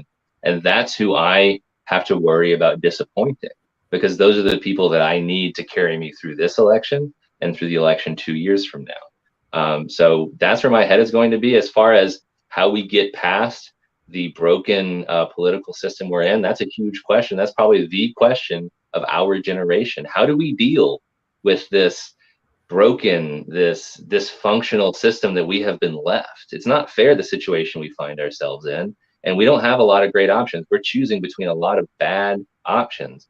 But I do believe that there are still ways forward. I think mass movements, like we've seen with groups like Dream Defenders, who recognize the power of the community when we come together around a central idea.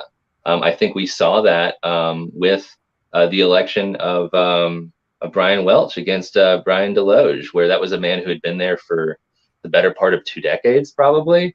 Maybe that's an exaggeration, but has been there for a very long time, got defeated by a groundswell of people coming together to change things. So I think if we can marshal public will, if we can engage our community and increase District 2's voter turnout from 17% to 30%, then they have to pay attention to us.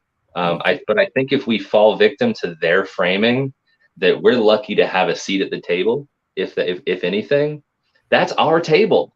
We built that table. We paid for that table. We built that table. That's our table. They're lucky if they have a seat at the table. Right. And I think that it's a mindset game, and it's an approach to how we even begin the subject. So what party do you affiliate with? I'm a registered Democrat, and I actually represent District 2 right now on the Democratic Executive Committee, the steering committee for the local Democratic Party. Okay. Max, how about you? I'm a Democrat, but I consider myself more of an independent than anything else. Yeah. So that's been my whole life. And, I have, again, friends all across the political spectrum. And I think for the most part, we believe in the same thing. Clearly, I have a lot of issues with Trump and his supporters, but they're still friends of mine. And I think that most of the people that I know are not happy with where our tax dollars are going. They're not happy when they see our heritage trees get cut down, and they're not happy when they see neighborhoods get bulldozed. And so what would you grade Governor DeSantis? That's a gutter. I'm going to give him the gutter ball on that. He had a lot of promises, especially conservation and my specialty, which is toxic algae. He came into office and made a lot of promises and didn't follow up. And for me, he's almost more scary than Trump because he's smart. And Will and I were at a progressive Democrat lunch today, and this is something I've thought. I think Trump has some maybe some cognitive issues. DeSantis knows exactly what he's doing, and he's hurting people for political reasons. That makes it more dangerous, him more dangerous in my mind. And Will, what would you grade Governor DeSantis? Yeah, so I mean, below an F. I think, and to the point Max said, like, obviously we have to reach across the aisle and work with anybody against corruption. I think it's important to note that it was Scott Maddox who was the chair of the Florida Democratic Party, and when I was speaking against the stadium deal, I was standing in between a woman in a Trump mask and a man from Americans for Prosperity, the Koch-funded libertarian group, so there are issues that cut across party lines, but at the same time, I'm not going to be naive about the party that's been the same way since, Ronald Reagan and Richard Nixon.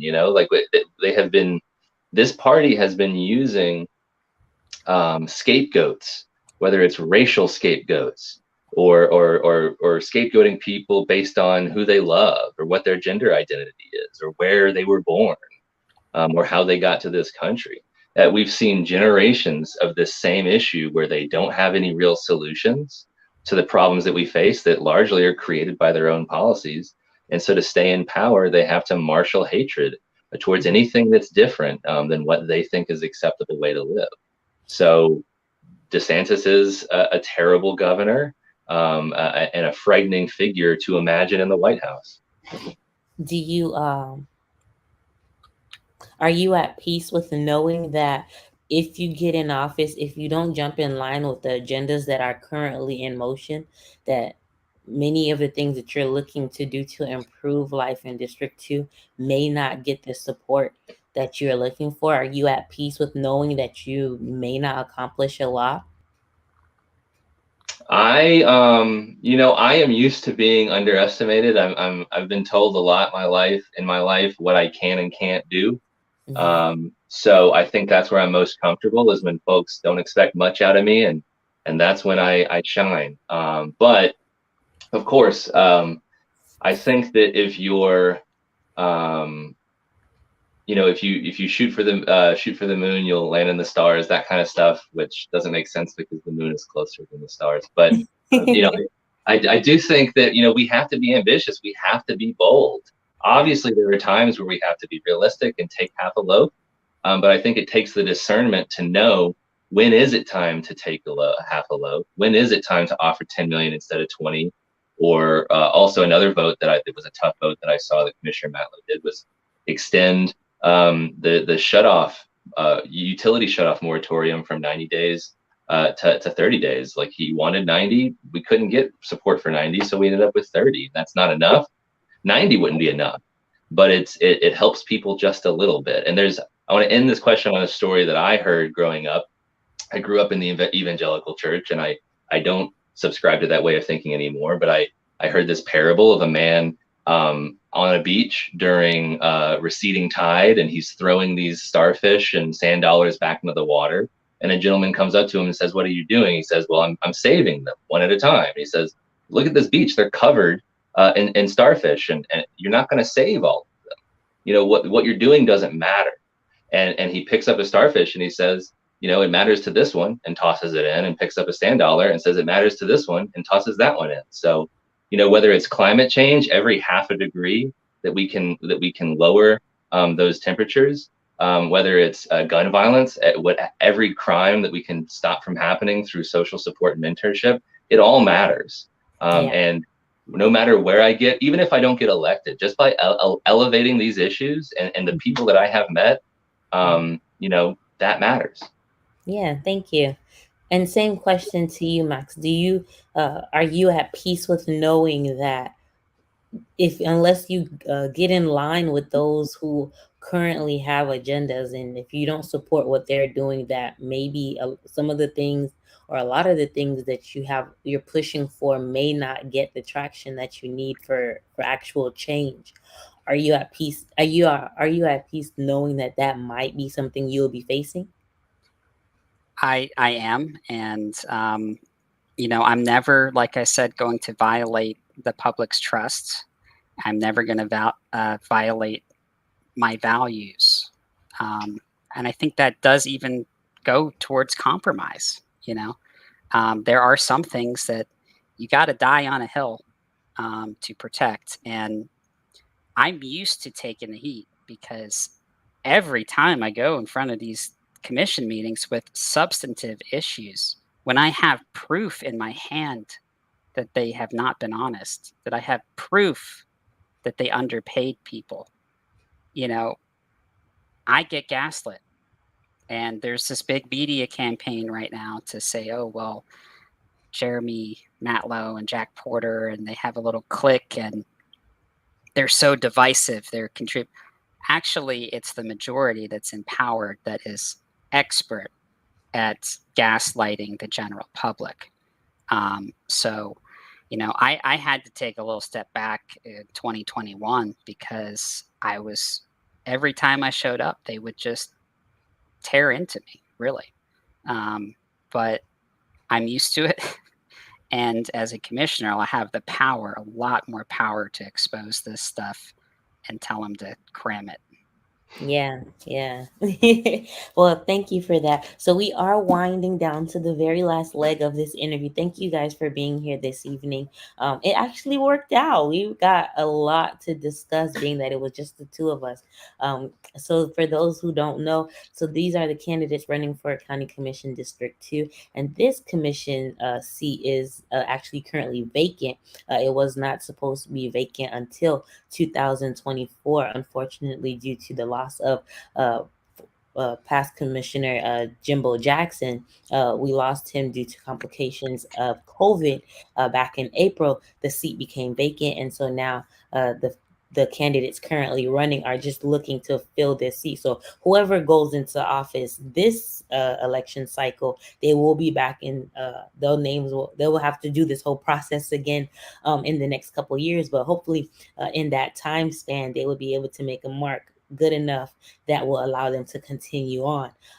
So for those that also don't know, District 2 is actually one of the largest districts among the 5 districts that breaks up Tallahassee, and it covers from the east boundary of Lake Bradford all the way out to Fort Braden, which is the western boundary.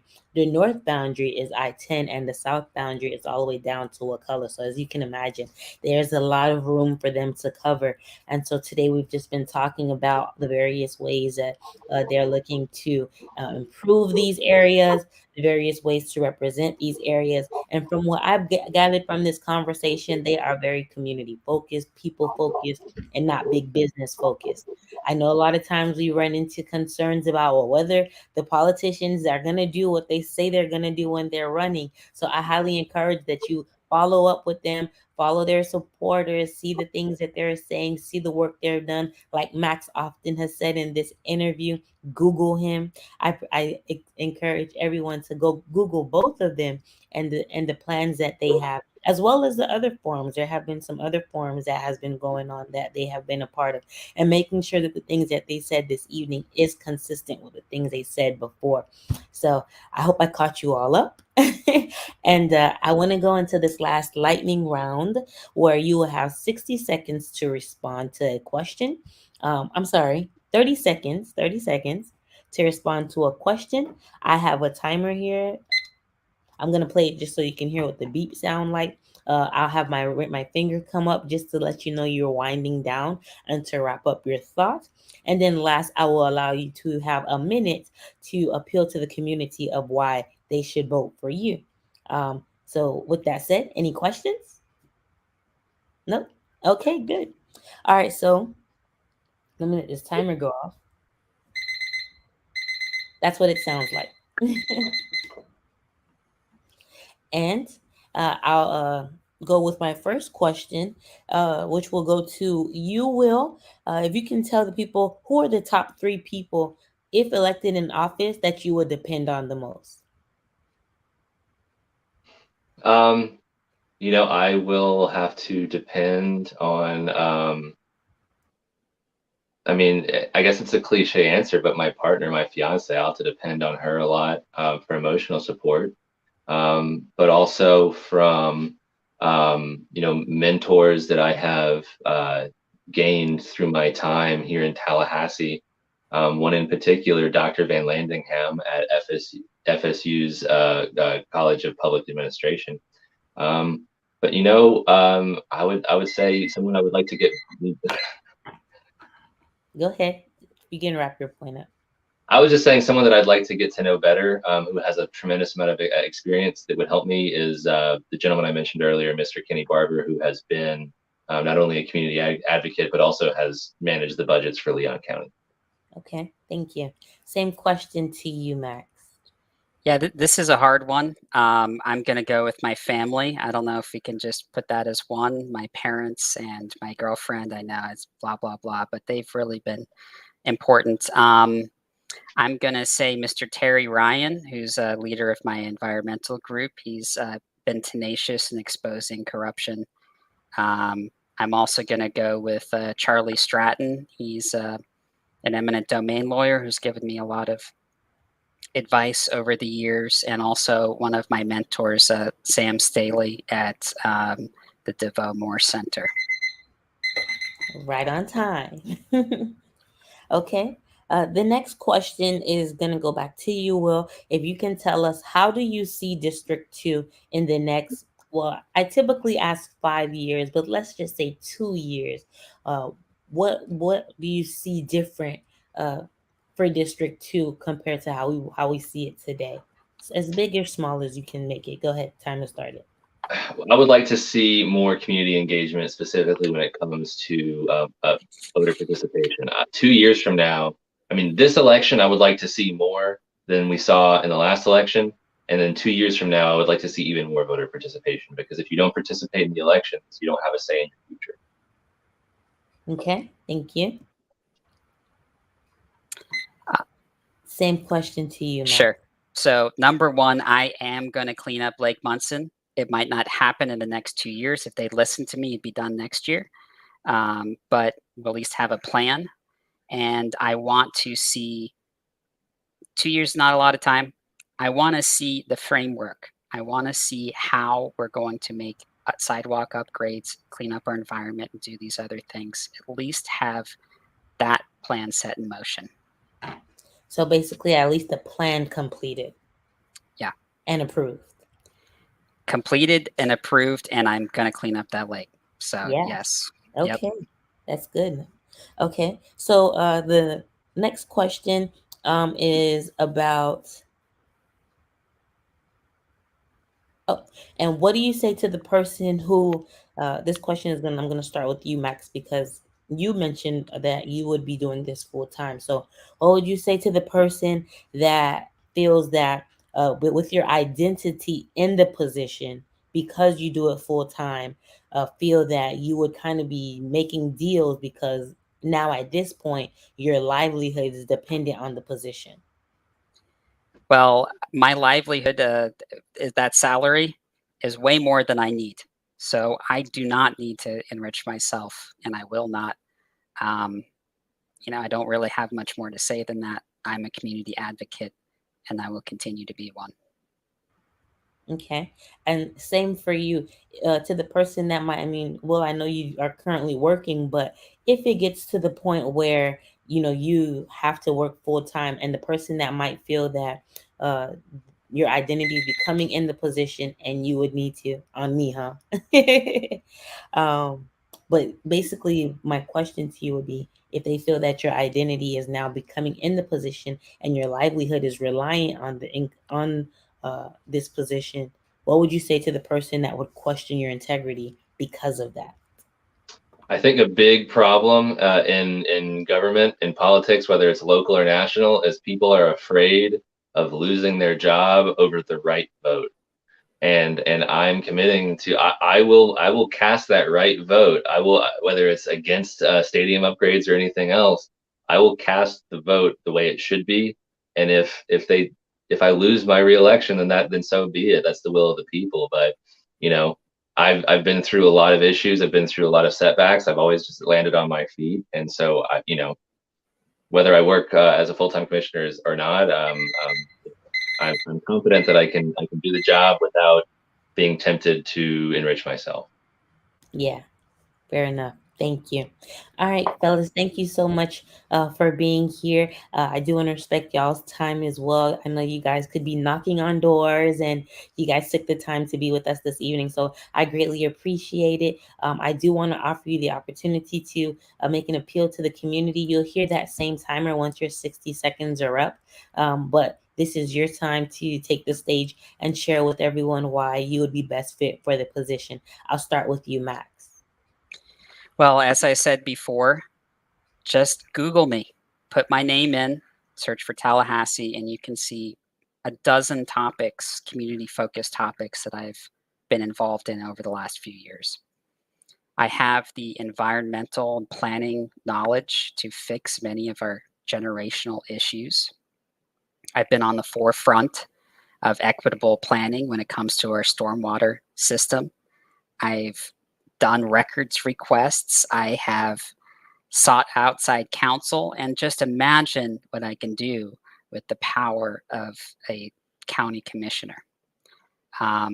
So I really would like you all to do a little research and come to me. Do you have questions? What do you want to accomplish? Because I want to be available to the people. And I really think that I have a good handle on our city and county's history, and how to fix the cycle of poverty and the votes that need to be taken to do that. And I keep mentioning it, but Lake Munson, let's get it done. And that's probably my 60 seconds. So thank you.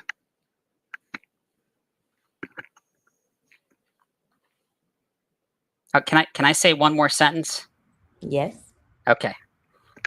As an artist, I have experience creating things out of nothing. So I have a lot of creative thinking and problem solving skills to accomplish goals that might not easily happen. Yes, that's duly noted.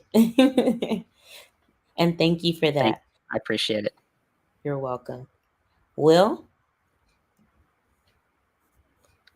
Ben, I'm glad to have had this more intimate setting where just a few of us can talk about these issues. But listen, I as well have been involved in the community. You can Google me as well, and you'll see my name in the Tallahassee Democrat as well, standing up against irresponsible spending and advocating for the community. I have advanced degrees in urban planning and public administration. I've worked in public budgeting and finance for the last 7 years. I've got the skills, the knowledge, and the experience to hit the ground running on day one.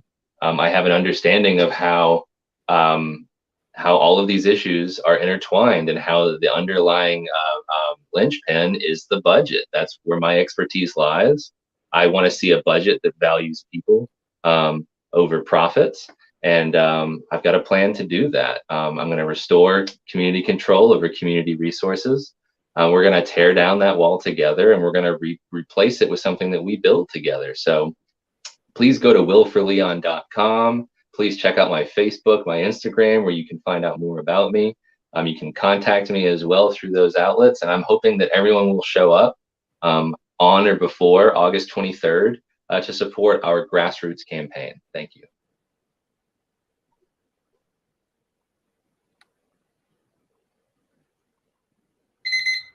You must have had a time ready. You literally stopped right on time. Literally. But my mic was on mute. So We've done this a couple times now, I think. Yeah. I imagine so. Again, thank you all for being here.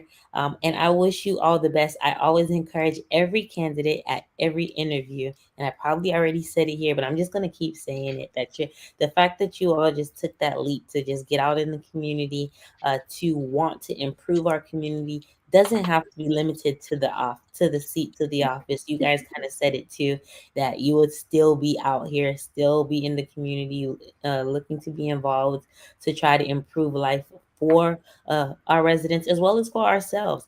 I will say though, I have seen this consistency among the millennial generation. That's really exciting to see, because who's running for mayor? Not Christian. Who is it? Michael Ibrahim, currently running for mayor.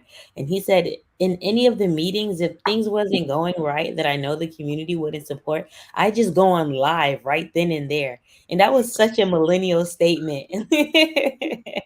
And I was like, yeah, that is a good idea. Just go live right then and there and get the thoughts of the community and get people engaged. But that's certainly that would be something we would say. I'm sure people older than us probably, well, not really older than us, probably wouldn't even think to do that. And you do have to be careful in politics, and that's probably the safe part about running in office, to know the internet may not always have the best things or have the best reputation, but it does offer us a lot of benefits, and that is definitely one I think that would help bring us together. So, and just to hear a lot of the ideas that you guys have, knowing that you have the support that you guys have and the work that you guys have lined up, it sounds a lot like us. We are the change, and I'm very, very happy to hear you guys get involved, and I wish you all the best.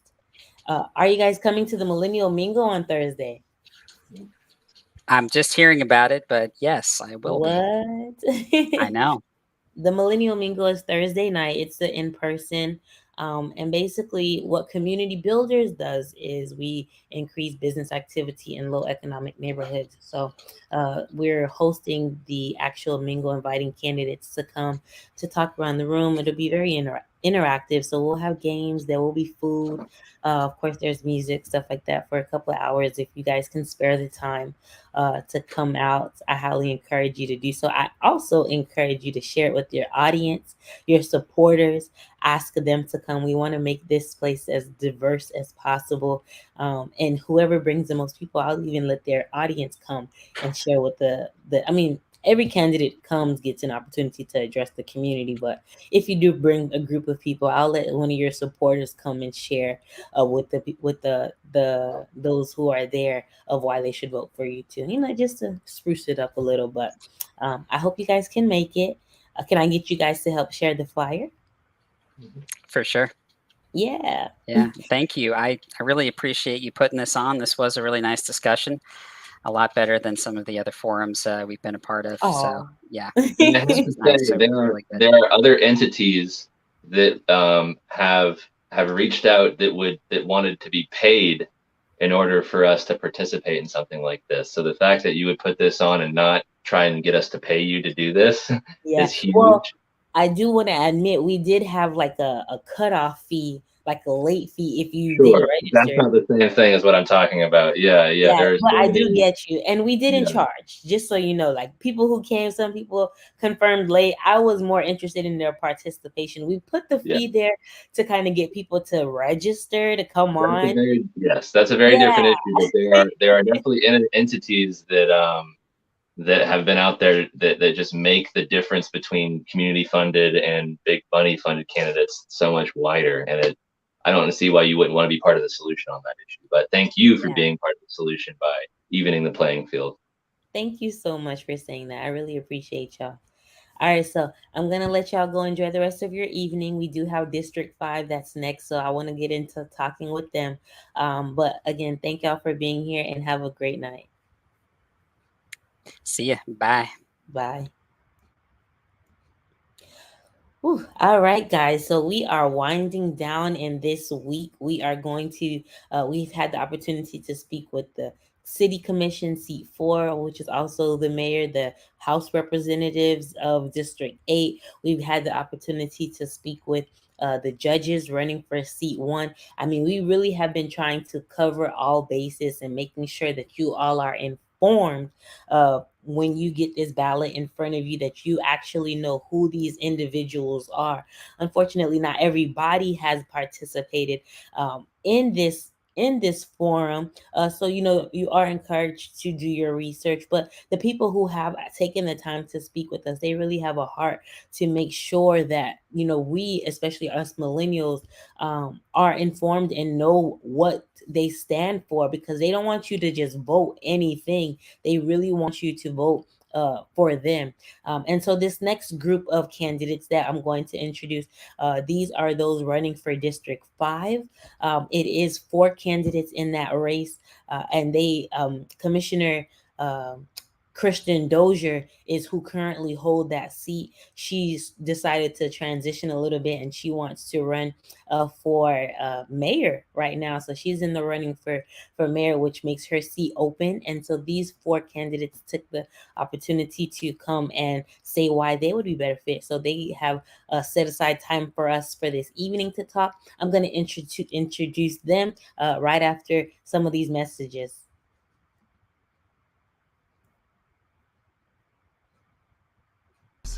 Founded in April 2012 after the tragic killing of Trayvon Martin, today we are the ones organizing Black and Brown youth to build power in our communities to advance a new vision we have for the state.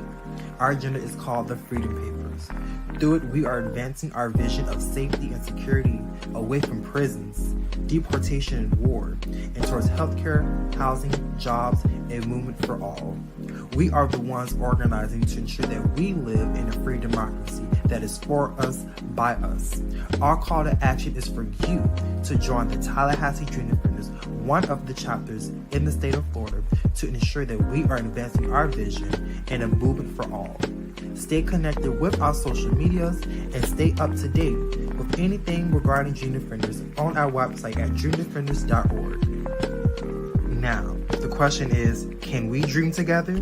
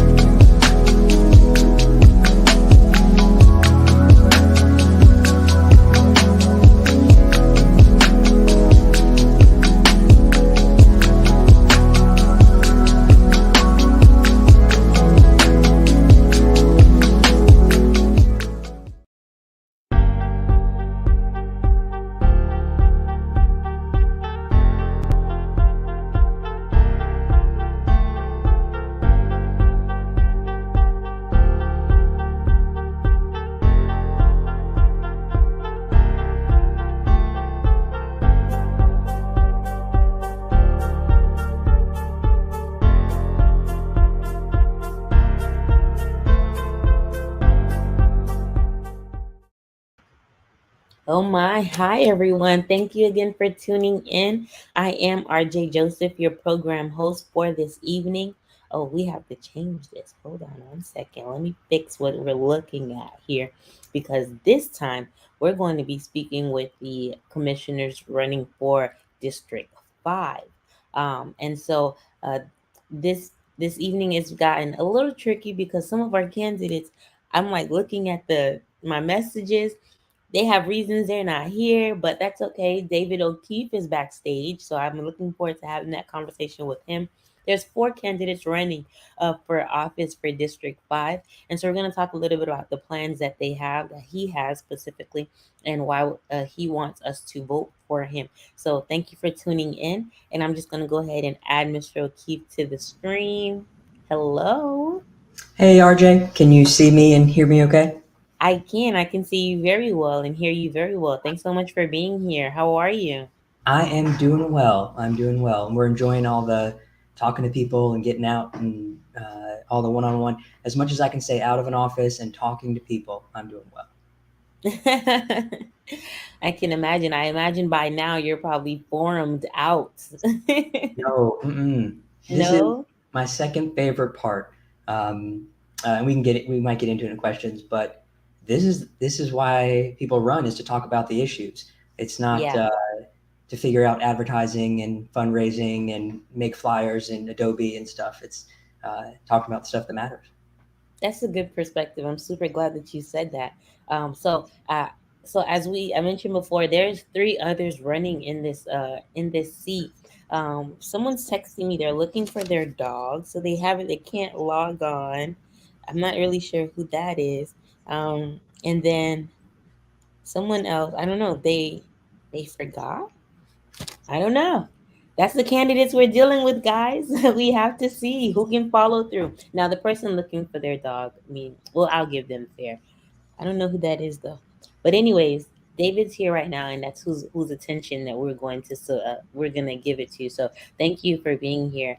Um, I do want to kind of talk a little bit about District 5. So, what are the boundaries of District 5? They, broadly speaking, I like to describe it as, well, actually I like to describe it as, you tell me the neighborhood and I'll tell you whether it's in it. But that's not going to work for all the listeners. So you start downtown with the Capitol, Cascades Park, and then you're heading east towards the edge of the county. Now at the top border, it changes, but sometimes it's Mahan Drive and sometimes it's Miccosukee. And then past Capitol Circle, it's mostly Mahan all the way out to the edge of the county. And then on the southern border, again, heading east from downtown, the bottom border is Lafayette Street and Appalachian Parkway at certain points, and it dips down into Indian Head and some part of Myers Park. And then as you get to then it stays to Appalachian Parkway, Lafayette, or Old St. Augustine Road. Once you get past Capitol Circle, it dips all the way down past Southwood to include it to Tram Road. And from there, past the Capitol Circle eastward, it's from Tram Road all the way to Mahan, all the way to the edge of the county, including Chair's Crossing, Capitola, Buck Lake, Appalachia Estates, all that out there. So it's a big district with a lot going on. Oh, I thought District 2 was the largest. Is District 2 the largest? It sounds like you guys are pretty big. Please. I mean, I don't want to be made a liar. It probably is. I'm just saying it's a big district. It's not necessarily. I don't know if it's the biggest or not. You know what? The biggest doesn't matter. What matters is the people that are in it. That's right. Absolutely. So let's talk a little bit about that. Can you tell everyone? Go ahead and just give the whole spiel, your name, and the reason why you're running. Sure. So my name is David O'Keefe. I am a CPA. I've been here in Tallahassee for 18 years. I came here for college, and I happened to get an internship at a firm that had an office here, and that broke me out of the college bubble, if you will. And I got to really spend 6 months seeing the real Tallahassee, and I decided to stay here. Eventually, I was lucky enough to meet my wife here, and we live together in Old Town with our rescue pets. And so I've spent 15 years overseeing government finances, first as an auditor, including auditing the city of Tallahassee, then as overseeing the Florida Prepaid College Plans assets and finances, and then the FSU Research Foundation, and most recently I was Chief Finance Officer for WFSU. Now, how does that guy get to decide to run for office? Growing up, for a lot of reasons, medical bankruptcies, my parents and I dealt with not having money, losing our home, losing our cars. And so now that I have that stability and that experience of what it's like to be left behind in many ways, I want to use that to be able to make sure that we do everything we can for the people in our community, because that's what an elected representative should be doing. And I think how things have been going, generally speaking, do not help the people in our community. And we have plenty of resources, and we need to use them in a way that help the community. Yeah, thank you. And that kind of goes into my question, because you said we have the resources but need to use it to help the community. Can you tell a little bit more about your perspective of how it hasn't been helping the community, other than, of course, the obvious one everyone says, Doak Campbell? We know that. Doak Campbell? What are you talking about? Well, a I'm lot sorry. of people. I'm kidding. It's a I major was deal. gonna have to say, No, but I'm I kidding. wasn't gonna call you out. I was just gonna tell you. People watching on YouTube, they can follow right up and see my That's right. when I made a statement on YouTube.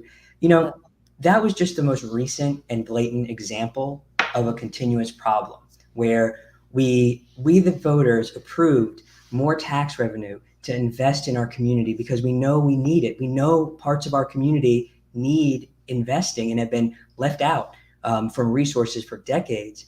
And then a year later, it turns around and the money's getting pilfered off for other projects that no voter pictured it going to. And that's just the most recent example. There's ones before it. And that's wrong for so many reasons.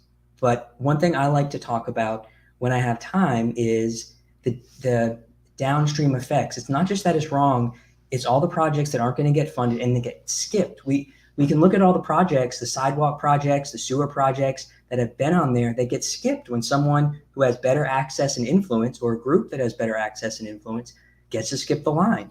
And then we keep finding more special projects. And I got to imagine it's like someone being on a kidney list. If they're not sick enough, they don't get moved up. And I know that's a morbid example, but the idea is it's not just that the money shouldn't have gone there. It's that the money's not there for what we need it. And we lose faith that the next time money comes, that we won't get skipped again.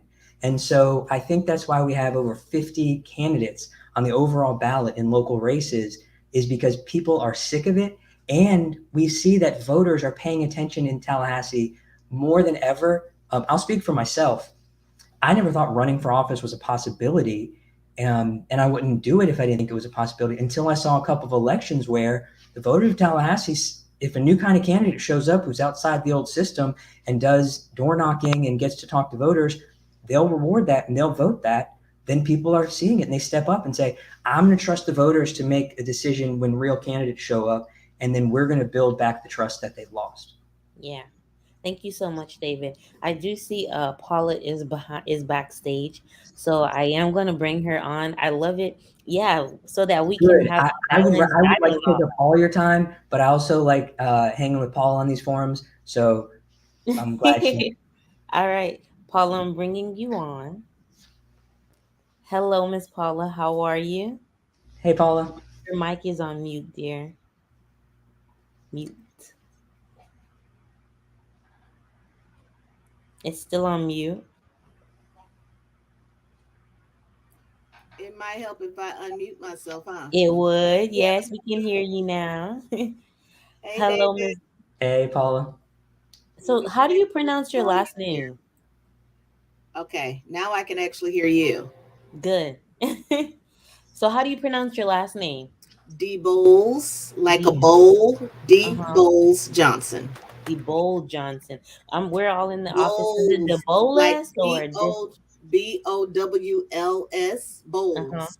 Just like DeBold? that. D Bowles. Got it. Okay. And are you? Let's just do Paula for tonight. Absolutely, call me Paula. Okay. All right, Miss Paula. So if you can take an opportunity, we were kind of talking a little bit about some of the things we've been noticing in the community, just to catch you up on conversation.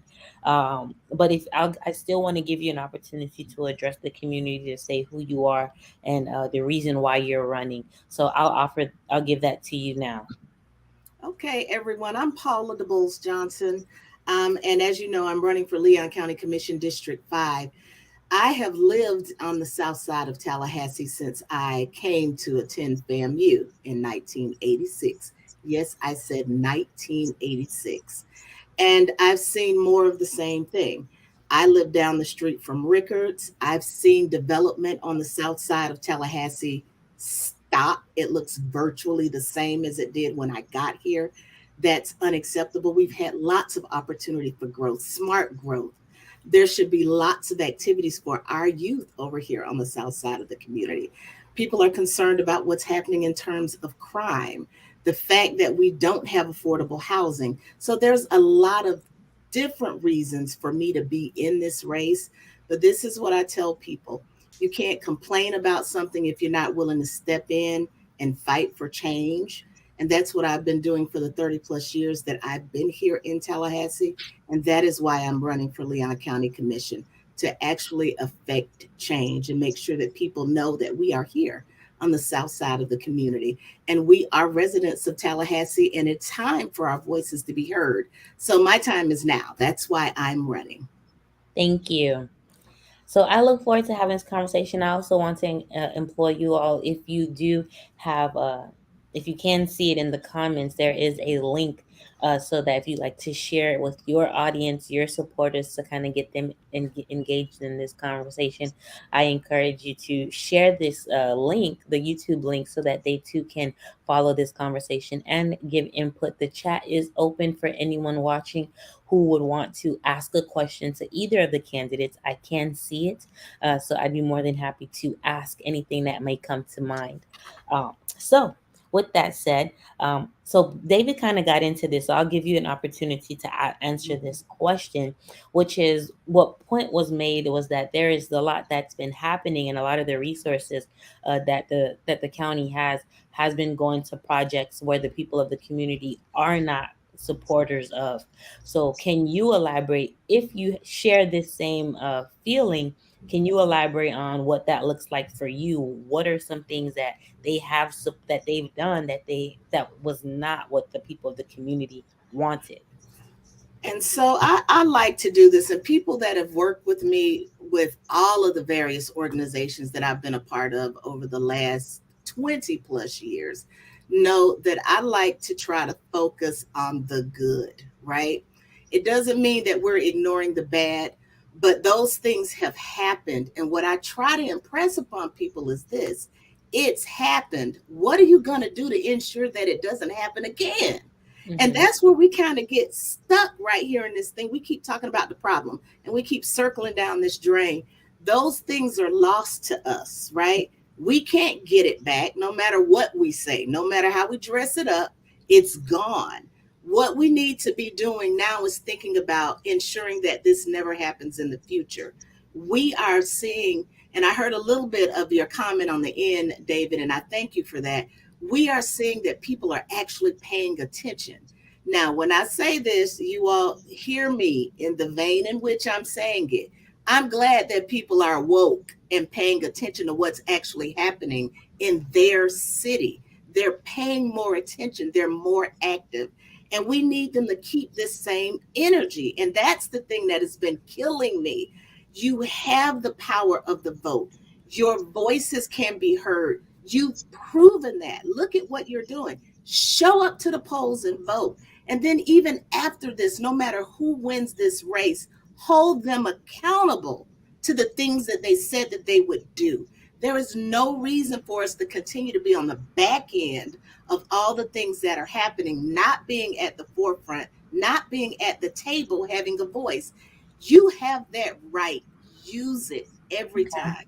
So we know what's happening here. We see it every day. We hear it on every debate. What are we going to do to change it so that we're not in the posture of receiving all this garbage or not getting what we deserve? Let's change the narrative.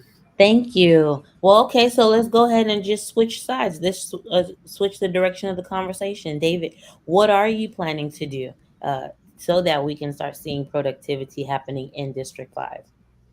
Sure. So um, we have to start thinking forward, and we have to start making specific plans and putting more resources between where we want things to change. My number one issue is affordable housing, affordable housing, affordable housing for both rental and home ownership. We know that that's a nationwide problem, but that doesn't mean that we can't do more than we have been doing. We have to make sure that we continue to change how we zone and change zoning for development, how we incentivize or develop land and infill areas in ways that match the community they're going into, and are importantly where there's public transit, where there's jobs, and where there's grocery stores. And we need to make sure that we're making it safe for people to get around from those from the places we develop. But it's got to be affordable housing, and it's a major crisis, and we're just not doing enough. So we need to do more, but we don't need to just do more of the same. One thing I like to talk about is we don't have to have the answer to everything. We don't have to reinvent the wheel. There are researchers in cities and towns all over that have taken approaches, and we can see the results. And we should be aggressively pursuing those and bringing them back to the commission and saying, this worked in Gainesville, this worked in Pinellas. How does it adjust to Tallahassee and Leon County? And let's do it here, because people are suffering every month. People are losing their rental housing. So we're talking about someone losing their dog. I hope they find it by the end of it. One thing my wife and I do is foster dogs, and the shelter is getting so many surrenders, over 400 in the last month. And people, true or not, they're saying, I'm getting kicked out of my house. I can't afford a place that allows pets. We need to act with urgency, and we need to use the new solutions that we know are effective, learning from other people's experience. So, is it safe to say your first priority, if elected, is affordable housing? It would be absolutely. It is very safe to say that. Okay. Paula, how about you? What would be the first thing that you'd focus on if elected? So I think most people know enough to know that there's not one single thing that we can afford to concentrate on. When you get into office, again, and that's what I keep trying to impress upon people. I've been working for Leon County for 5 years. I thought it would be a wise move before this run to get in, get a job, and figure out how it works so that I'm equipped to do this day one, walking in the door. Also, my experience has led me to be part of organizations that have worked to ensure that there's affordable housing in larger cities across this state. I've funded them. I've worked to stand those programs up. The same thing with crime, worked with those programs, created programs, managed $31 million plus in funding. All of these things are projects that we should be working on simultaneously. There's money in the Sadowski Fund. There's all kind of federal funding that's available to help us with housing, to help us with crime prevention, to help us with food insecurity, anything that is going on in our community right now. This is a unique time in history where the feds are throwing money at communities, begging communities to take hold of this money and come up with innovative ways to solve these problems. We need an army of grant writers, and we need to make sure that that money goes out to these communities where we have grassroots organizations that are boots on the ground. I was talking to Jim Bellamy the Saturday before last. It is a wonderful example, that Frenchtown market, of what you can do when you get a few people that are committed and caring, that want to solve a problem, invest in your own community. Then the city comes alongside and invests some money. The county comes alongside and invests money. And then think about that federal appropriation.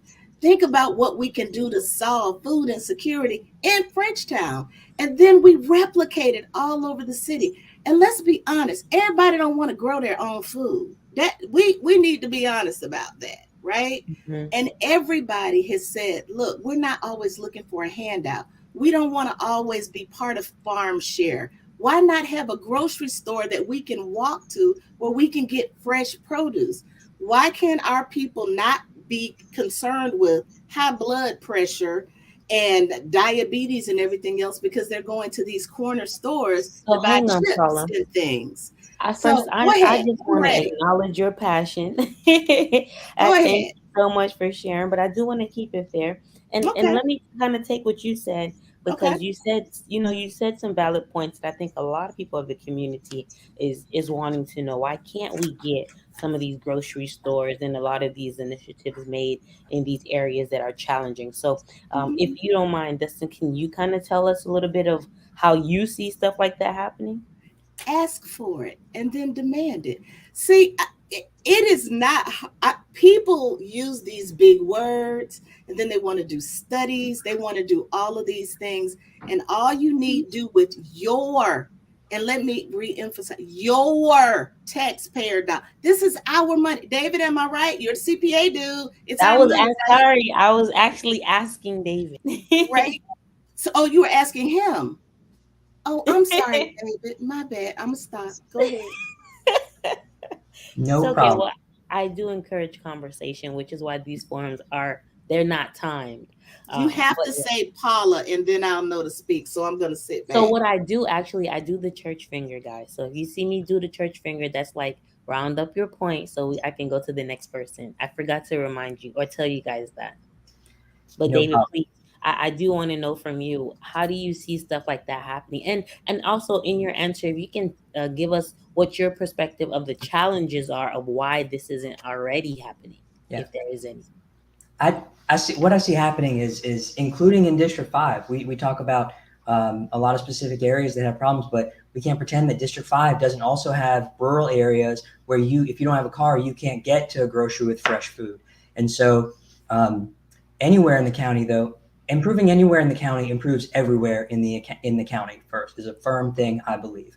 Food insecurity is huge, and it's because, like so many things, you can tell me what you think is important, but what you spend your time on and what you spend your money on is what's going to tell me what you think is important. And to date, our commission has not spent the time and attention on food insecurity. I'm not going to guess as to why not, but that's a problem. So here's how we fix that. Specifically, one thing we see is dollar stores come in and get put up in these areas, and then any local corner store typically gets put out of business because of the margins that a national company has, but they don't serve fresh food. So we're going to have to change the rules. So when we have new development of new dollar stores like that, they either have to serve certain amount of fresh food that people have there, or we're going to have to make sure that we do stuff to support the local business. That's a real minor specific example. But one big thing I want to do is reform the direction of the Office of Economic Vitality. And instead of focusing on attracting big name companies, they should take what money they have and they should be going out and putting money to develop local stores to make sure that local community members can open businesses. That creates jobs, that creates fresh food being available, and it allows people in the community that these stores are going into to have equity in those businesses. So you get all the benefits of the traditional recruiting outside companies, and you address the problems facing our communities. By giving them the same resources and the same treatment you give outside corporations, and you're going to see a lot of this change. So that question was a two-part question, and I was also asking you what challenges you think you'll face in trying to implement the things that you just said. The same challenge. So there's going to be, something people forget I would be one of 7 people. I'm nobody's boss. I'm not going to be the executive of the decision. Whatever I want to get done, I've got to pull 3 other people with me. And if it's on something on the blueprint or on CRTPA, if the seat ends up being on one there or any other intergovernmental, you got to bring the majority with you. And so it depends on who's in there, and you have to work together. That's one thing I've learned in working in running departments, finance departments that are in bigger bureaucracies, is you just can't win by being right. You have to work with people and bring them along. And and that's something we can do. That doesn't mean we agree. That doesn't mean I lie and prop up people that are supporting the wrong thing, but it means we find where we can get along, and I do what I need to do to get people along so we can fix the problem. It's like when I would go into a new department, when I get hired a new job, I'm typically younger than the people who work there, who have been there a long time. And I don't go in saying, change this, change this, change this, change this. That's just the wrong way to do it. I go in and I zip it and I say, how do you do this? What's going on? And I don't talk at all for like 2-3 months. And then they've told me everything that goes on. They told me what they think about, and then we can start making changes. And that's just an example of, we have to pull people along. And the biggest challenge is going to be whoever the other 6 commissioners are at the time when you go in, making sure that we come together and make this important. Thank you. So this actually goes to my next question, because District 5 has a lot of powerful people that has major voice that is also included in this sector. So my question to you is, and a lot of times politicians would say, or those looking for office would say a lot of things that they're planning to do. But what we have come to find is that when you are in office, or even close to getting in office, you would get these big businesses or developers, or maybe just the people who are powerful in the community, to say, well, whatever it is that you have on your agenda to do, I can help you get that done only if you agree to support what I want to see get done. So if you're faced with that closer towards primaries, or you have so much more support and you're looking to win, how do you feel like you would combat that or deal if you're presented with that? I'm going to start with you, Paula. My name. Yes. So I will say this, and again, I keep saying this because it's important. I've been on the Airport Advisory Committee, the Tallahassee Human Relations Council, Commission on the Status of Women and Girls. I am known for being a collaborator, right? I'm also known for being a leader. I'm also known as an innovator, but I'm also known for getting things done and being ethical. So what I've told people from the start of this campaign, we are barefoot grassroots campaign, right? And it's a reason why I've not taken money from anyone outside of those people that I know. I am truly people power. What that does for me is this: when you come to me and say, I owe you nothing. I owe the people that put me in the seat. And those are the voices that I've been working with, partnering with for the last 30 years. And I think people aren't paying attention. We sit in these forums, and thank you for this, by the way. I love the fact that you're trying to ensure that people are educated, especially our younger people who keep saying they want to be left out of this process because they don't feel like it's valid. So I applaud you for setting up this opportunity for us. So thank you for that. And so anyone that will educate themselves will find out these things if they just merely Google me. That's the new thing. Google me. And this is what I know. People, when I say I'm going to do something, it's done. Anyone who's ever worked it with me since 1986 will tell you the same thing. And that is what I stand on, because this is what my mother taught me. I was raised by a single mother, and I'm going to shut up. Raised by a single mother, and she said, you have your word. That's all I have. I have some words, a husband, and some kids, but I have my word, and that means something.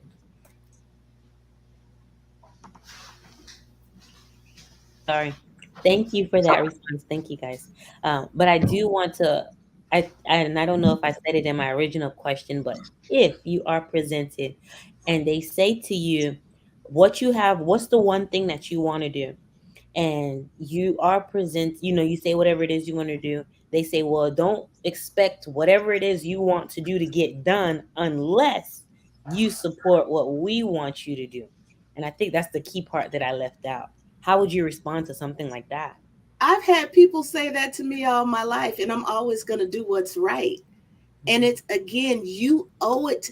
That's what's wrong with everything in this world. The people that put you there expect for you to be their voice, and they expect you to behave ethically. And there's more than one way to get things done. One person doesn't run this town, 10 people don't. People would like you to believe that. But guess what? There are more people in here in this community than those powers that be. And we need the collective power and support of the people to make sure that their voices are not louder than the people's voice. Thank you. So, David, that same question goes to you. How would you respond if someone says to you, well, whatever this one thing you want to do, don't plan on it getting done unless you support us? How do you plan on responding to that? In my favorite professional way to tell someone to take a long walk off a short pier. Duly noted. I will take that under advisement. And I'll tell you why. I learned hard work from my parents, and hard work and doing things smart as possible was what got me here, along with some good fortune. I'm always grateful for that. Because I'm already doing that. Okay. And what I mean, you can ask, I'm a CPA. My first job was as an auditor at a CPA firm. And in that industry, what happens is after a few years, you often want to go manage a finance department and you go work there. And then your old firm bids on that job, and they expect probably to get a good chance of winning it because you know them, you like them. Well, you can ask my old firm. That is not how it has gone when they have bid on my projects. If they are not the best bid, they don't get it. And I've given the same speech to so I don't have any business donors. I won't have any big business donors. And so they can't come to me and say I helped you. They donated to the other candidates in the race, and I can say, well, look at that. I have a citizen meeting, and I can't speak to you right now. You can put it in the comment section. Unless they have Can you say a little bit who got some big donations in the race? Because it's not just you two that's in this race. Go ahead, you can say it. They said it somewhere else. I can't hear you, Paula. Paula's on mute on purpose. You're on mute. Did I do that? Oh, you're on mute. So I would just say that your face. I'm sorry, I have to say, Paula, you went in just now, and we didn't hear nothing. So I will tell you. So I did an op-ed, and I posted a link to where you can find candidate reports, and it's right there. And it is not. And I'm just going to leave it at that, because so far we have had a race where we were telling people what we believe, and we're not going at each other. But my point was more to the person who thinks I owe them something because they wrote a big check. There haven't been any big checks, and I don't like those big checks because I don't like line skipping, and I don't like unfairness. I don't like that someone else can have a better idea and be better suited for something, but if they don't have a connection. So I'm just going to come back to even my volunteers. There's some people who put in a lot of time because they really believe in me. But I tell them this is a shorter version, I promise. And what I tell them is, I appreciate your support, but I want you to be clear. When we win, I do not owe you anything. You are supporting me because you believe I will do what's best for the community. I appreciate your time, but I want you to know up front, I do not owe you. We are in this together. And I tell the same thing to someone who wrote a check, but I haven't seen any of those people yet. Gotcha. Well, thank you so much for that. So I want to go to my next question, because David, you mentioned that your first priority would be affordable housing, and then Paula, you kind of said, well, it's going to be hard to focus on one thing. Although some people might say they understand that. Some people might say, well, you have to kind of go in order. So, there's different ideas in audience, different perspectives to different people. But I would like to know, what have you heard from the people of the communities in those sections? I imagine you guys go door to door. What is the number one thing that you hear from the people in those that live in those communities? Because District 5 is pretty diverse. You have the really affluent people, and then you come down to the southern part of it. Of course, not Southwood, but if you're pulling in more closer towards the city, their priorities would be, I imagine, very different from the people that live, let's just say, in the Northeast district or Northeast area. So what are some of the differences? That's probably the better question, that you guys are hearing from these people that are in these communities. And then I'll let you start on this one, Dustin. David. I'm so sorry, David. I'm so Yeah. sorry. So Yeah. Dustin is whose dog is missing. So earlier, I'll just say, please excuse me. Um, oh, it froze a little bit. But You're earlier, I good. was like, David and I was the only one here, and someone was saying they can't log on because their dog ran away, and so that's who's been texting me. If you see me look down, he's like, I can't get to my dog. Anyway, so I apologize. That's why I said that. But I know that this No is problem. definitely David O'Keefe. I understand, and if Just there so was one of our dogs missing, my wife would not let me log on, no how bad I wanted to. So I understand. understood. So, But yes, yeah, the question turn off a little bit. you Can you can hit me share again? the different priorities of the district, because you have people in the northeast sector, their area, their priorities might be different from the people on the southern part of the district. Can you elaborate a little bit more on what those differences are? They fall under a similar category, but they have different specifics. So a lot of people talk about um, DOKE, but that's not, well, it's new, but it's not a surprise. But a lot of people talk about homelessness, and a lot of people talk about feeling safe in their community, and a lot of people talk about development, and they don't like a lot of the development they're seeing, and that doesn't mean every building that's built is not a fantastic building.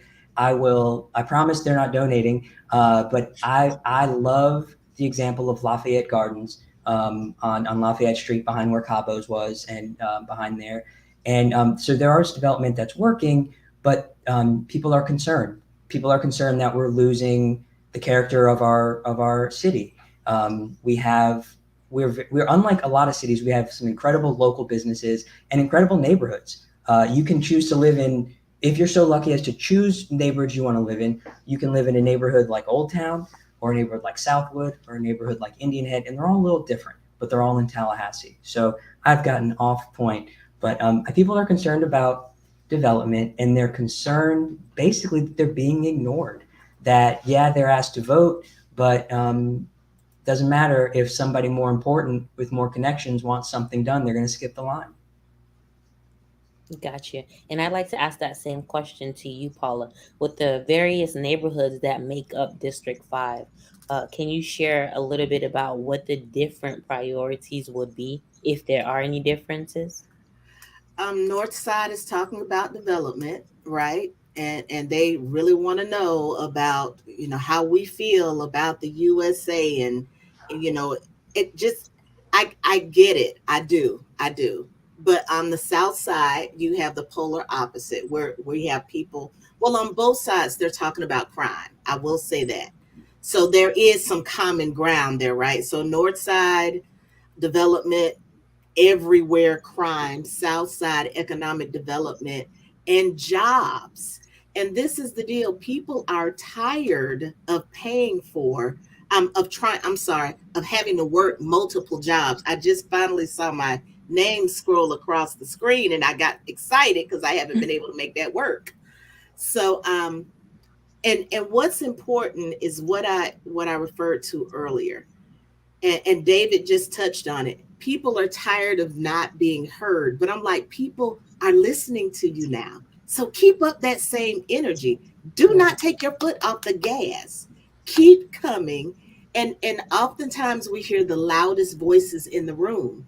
And if you don't know how to project your voice, get with some people that will teach you how. And if they don't teach you, I'll help you. You can be heard and you can get what you want to accomplish. You need the right people backing you. Yeah, thank you. And that's actually a very valid point. And both of you guys have really informed us a lot. Am I freezing? Spotty. That's weird. That doesn't happen here. But okay. It happens on the South Side. We need municipal reliable broadband throughout the county. So actually, behind the property here, we have a cell phone tower, like in walking distance. Wow. So, so I really don't often have any lagging or anything here. So it's like, wait, what's going on? Unless it's gonna rain, then. Yeah, I was gonna say the weather. So, but even still, with the thing right there in our backyard, I expected not to do that ever. There we go. But anyways, I digress. So back to the conversation, and for those tuning in, I have the pleasure to speak with the candidates running for District 5. And for those that aren't aware, District 5 covers the areas with the boundaries of Southwood. Is it south of Southwood? Southwood. It stops at the tram road. Yep. The tram road of Southwood, that's right. Because District 2 goes down to Wakulla, down that area. So Southwood Tram Road would be the southern boundary. We're going all the way out to Miccosukee on that eastern boundary, all the way up north to past I-10. So you guys are in the is it Bannerman Crossing? I know you have northeast. No, You have it's a little too far. I know it's a confusing district. We really do got to pull out a map every time you ask. But at the eastern edge of the county, Mahan is the top. There we go. The pink area. Yeah. Oh, that's huge. I have it here so that I can always keep my eye on the prize, honey. Ah, understood. And so this evening, what we're talking and trying to just figure out, we really want to just know all of your ideas, your perspective, your plans, if elected. Community Builders. I am the executive director of Community Builders, and we endorse no one. We are nonpartisan. We just want to offer the platform for candidates to share what they feel would be best for the districts and commission seats, or whatever seat, because we've interviewed just about everybody, but to the seats that they're running for, and just we're encouraging those watching to just make a decision of their own, whoever closely lies to their agenda, the things that they like to see get done, so that they can make a more informed decision on August 23rd. Let's not forget it. Election day. Make sure you're voting. So fun fact, we found the millennials, Gen Zers combined, the ones that can vote at least takes up 50% of the 202,000 voters that are registered here in Tallahassee. So guys, we have to turn out, we have to vote, and be a part of that process, because we are a large number that makes up it, but we are valuable as well. So your voices do matter. Please make sure you vote. I also want to make a point to say that if you do not vote, if you support someone, if you don't vote in the primaries, it is possible that their names will not be on the ballot in the general election. So the primaries is just literally to narrow down the options. So those who have the most votes is who proceeds on to the general election. So I don't want you to feel like, oh, I don't feel like going for the primaries, I'll just vote for them in the general election. No. That's not how that works. You got to get involved in the primaries so that your person of interest have a chance to show up in that general election. So remember to vote, and thank you guys for tuning in. So let's keep this conversation going, because this is good. And I like to say that the forums that we've been hosting have just been really interesting, probably for most people with the attention span of most people these days, like, oh, it's so long, but it does allow us to really talk things through. And I like to ask the questions that's going to allow you to literally not just say a point in the 2 minutes you're allowed to talk, but really get to go into explaining why this is the plan or the thought that you're having, which I find helpful, at least for me. And I am in District 5, so I need to be paying attention. But anyway, so I do want to talk about crime. You mentioned earlier that a lot of people have shared this common concern of crime. The commissioners who are in seat now have allotted $1 million in the budget to deal with violent crimes. So my question to you is, if elected, what plans do you have to contribute to the progression to take away from the crime problem that we have right now? So Paula, I'll let you go first on that. And I'll put my church finger if you get too long, so I want to give a Dustin. I'm sorry. Yeah, I am a talker. I am a talker. I have lots of thoughts. Okay. So this is what I know. There's, I think, of roughly about 247 neighborhoods here in Leon County. And people act as if there is one magic bullet to solve the issue of crime. It didn't take one thing to get us here. It's going to take a lot of different um, people, initiatives, people that are way smarter than me to solve this problem. But this is what I know that people have said they want, and this will help address it. Young people have said time and time again they want a safe place to go where they can hang out with one another and that there's security there. So they do want law enforcement there. People have mixed ideas about this notion of community policing, but let me say this.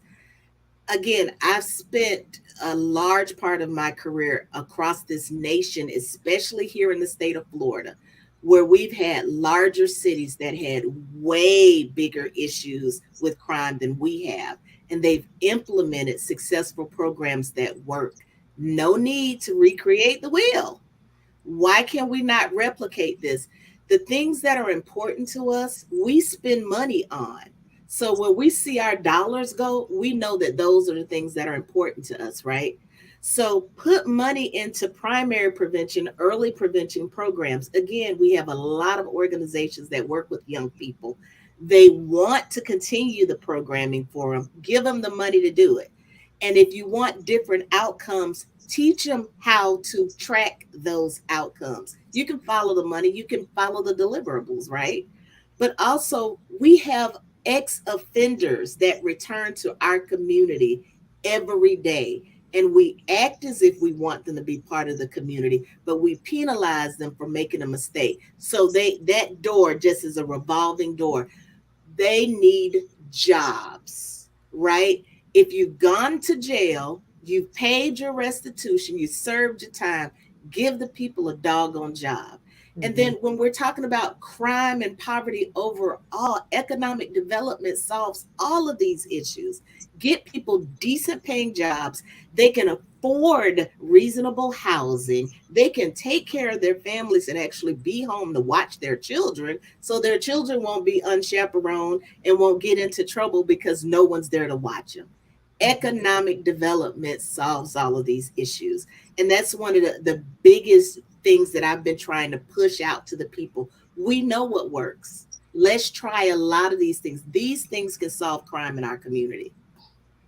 Yeah, thank you. And same question to you, David. You know, when we were talking about the crime that we're facing, how do you see yourself using the money? Or I guess if you were to put a bid in to use any of that money, how do you see yourself using any of that money to deal with crime? Sure.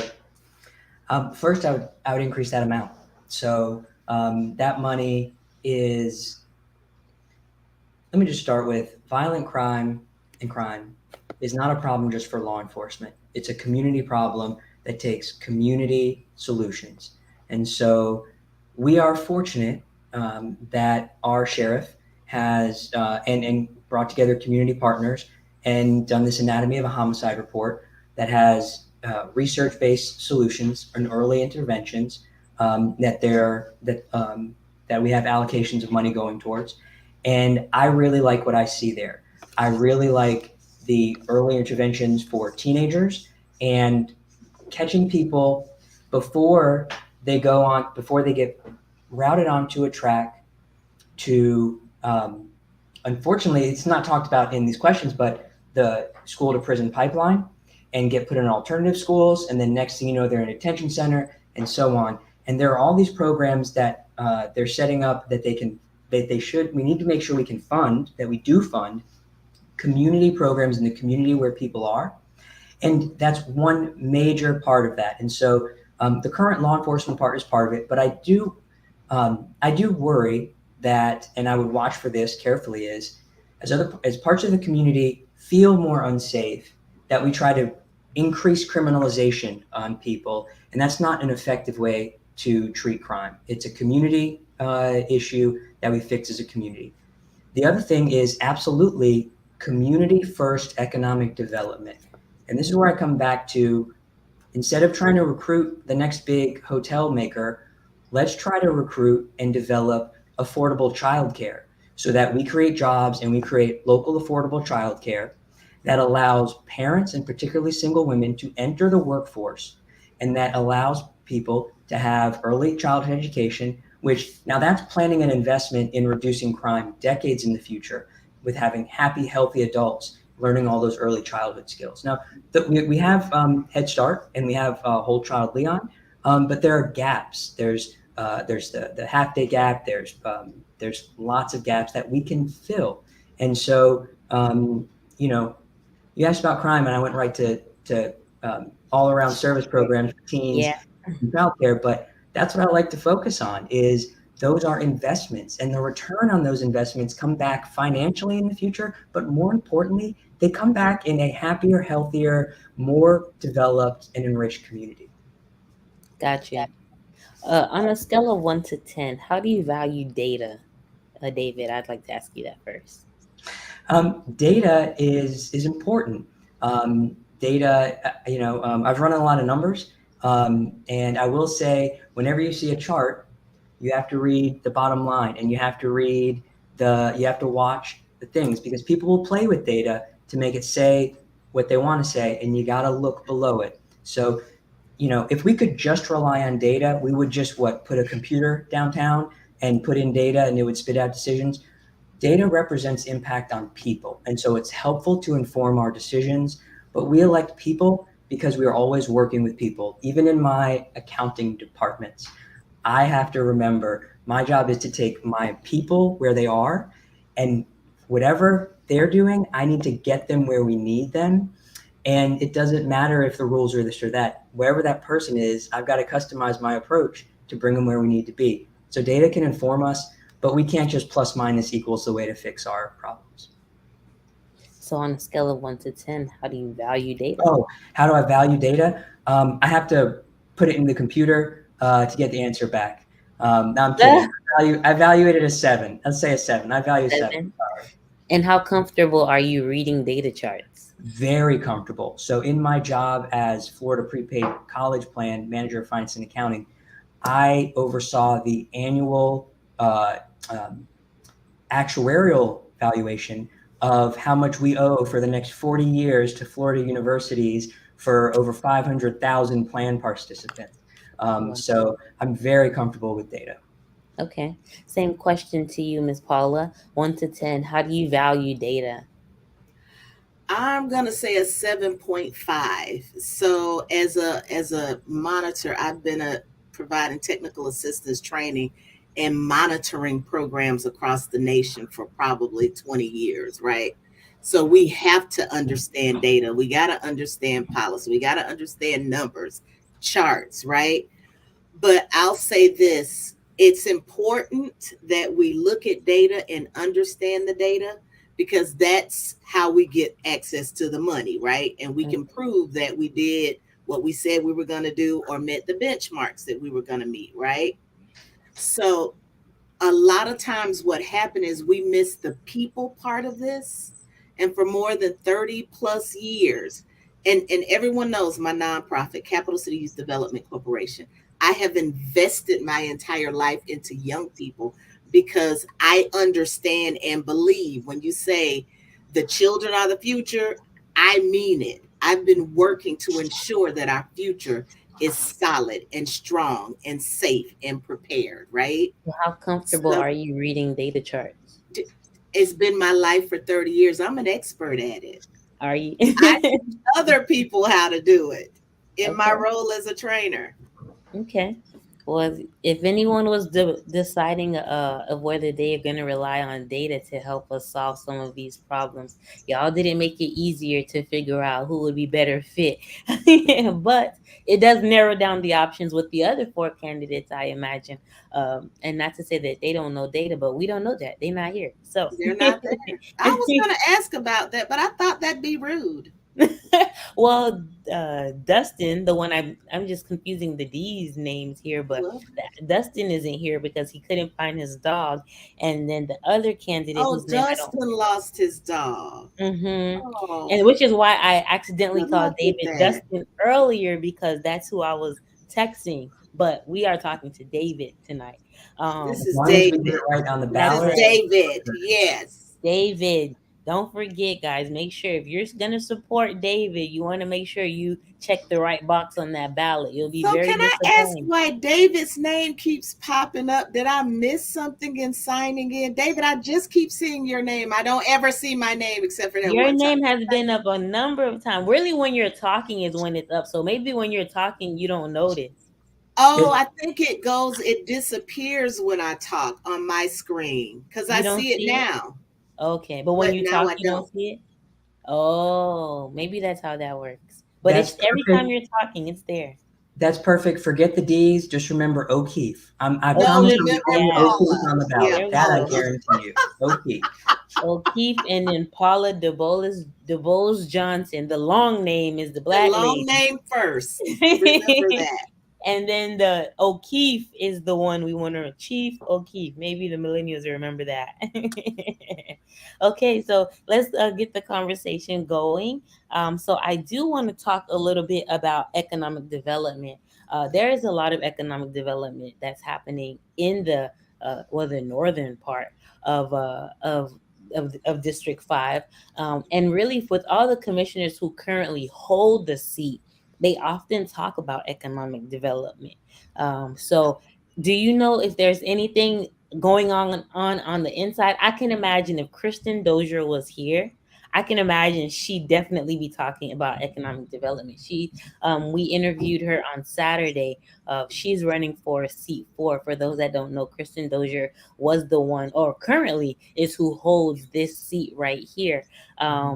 And as the county commissioner, and a lot of people was asking, well, why would you want to go to the city and leave the county? You make decisions at the county level, but now she wants to go to the city. But she did tell us, she said she felt that she wanted to be more involved with the activities among the city. She has served among among the county, but there was a lot of things that was happening at the city that she felt was being neglected, that was important to her. So she did explain that. But she did, even in that conversation, emphasize economic development there too. So, how important is economic development for you guys?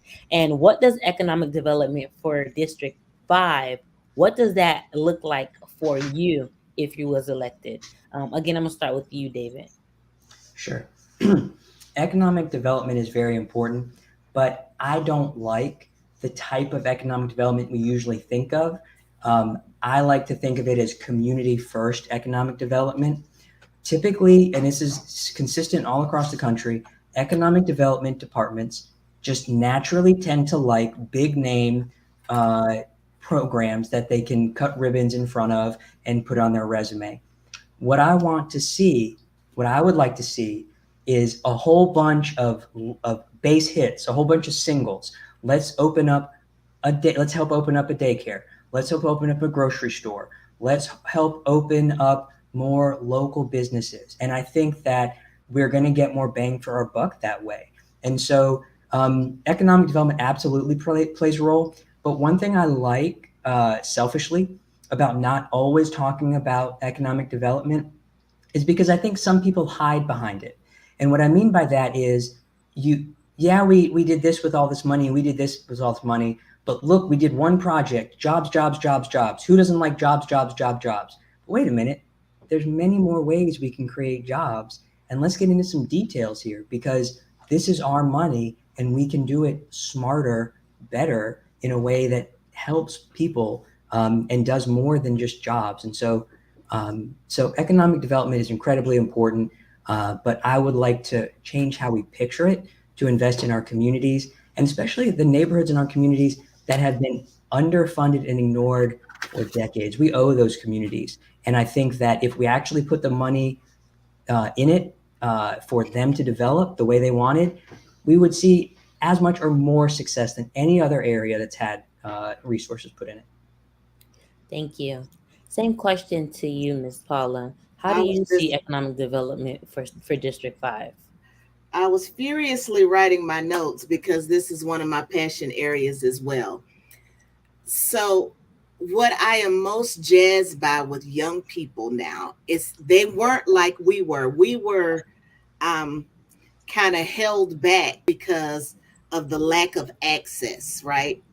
Now you can access anything across the world with your phone, right? You can talk to anybody, you can collaborate. So I love the genius. Even my daughter started her business right before she got out of college. I found out about it online. How, okay, what? Can you at least tell your mom, right? So this is what I know. Young people want to do business. Why not invest in their business? We have a lot of women that want to start businesses. Some of them don't know how.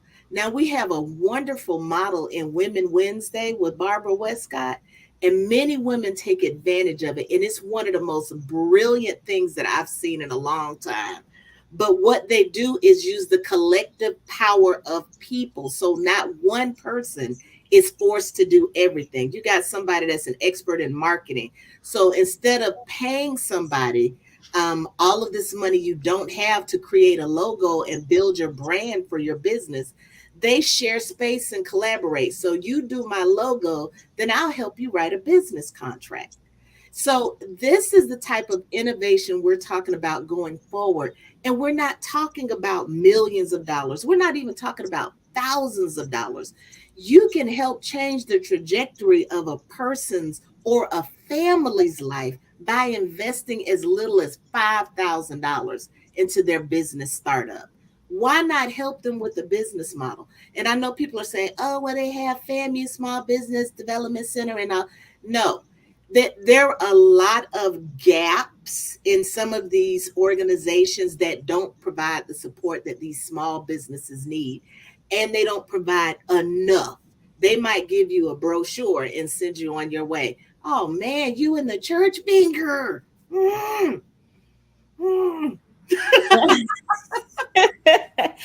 I'm sorry, but I just want to watch because I'm watching time and we have to wind down to we are in the last leg, and I have these power questions that I have to ask you guys too. So, but we get your point. We get your point. We do.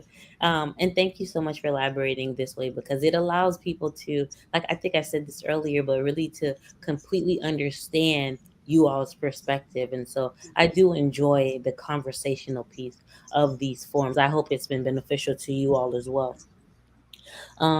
So as we wind down, I want to ask this one last question. And this question is along the terms of the challenges that you expect to face. What challenges do you expect to deal with if elected? And I'm going to take it back to you, David.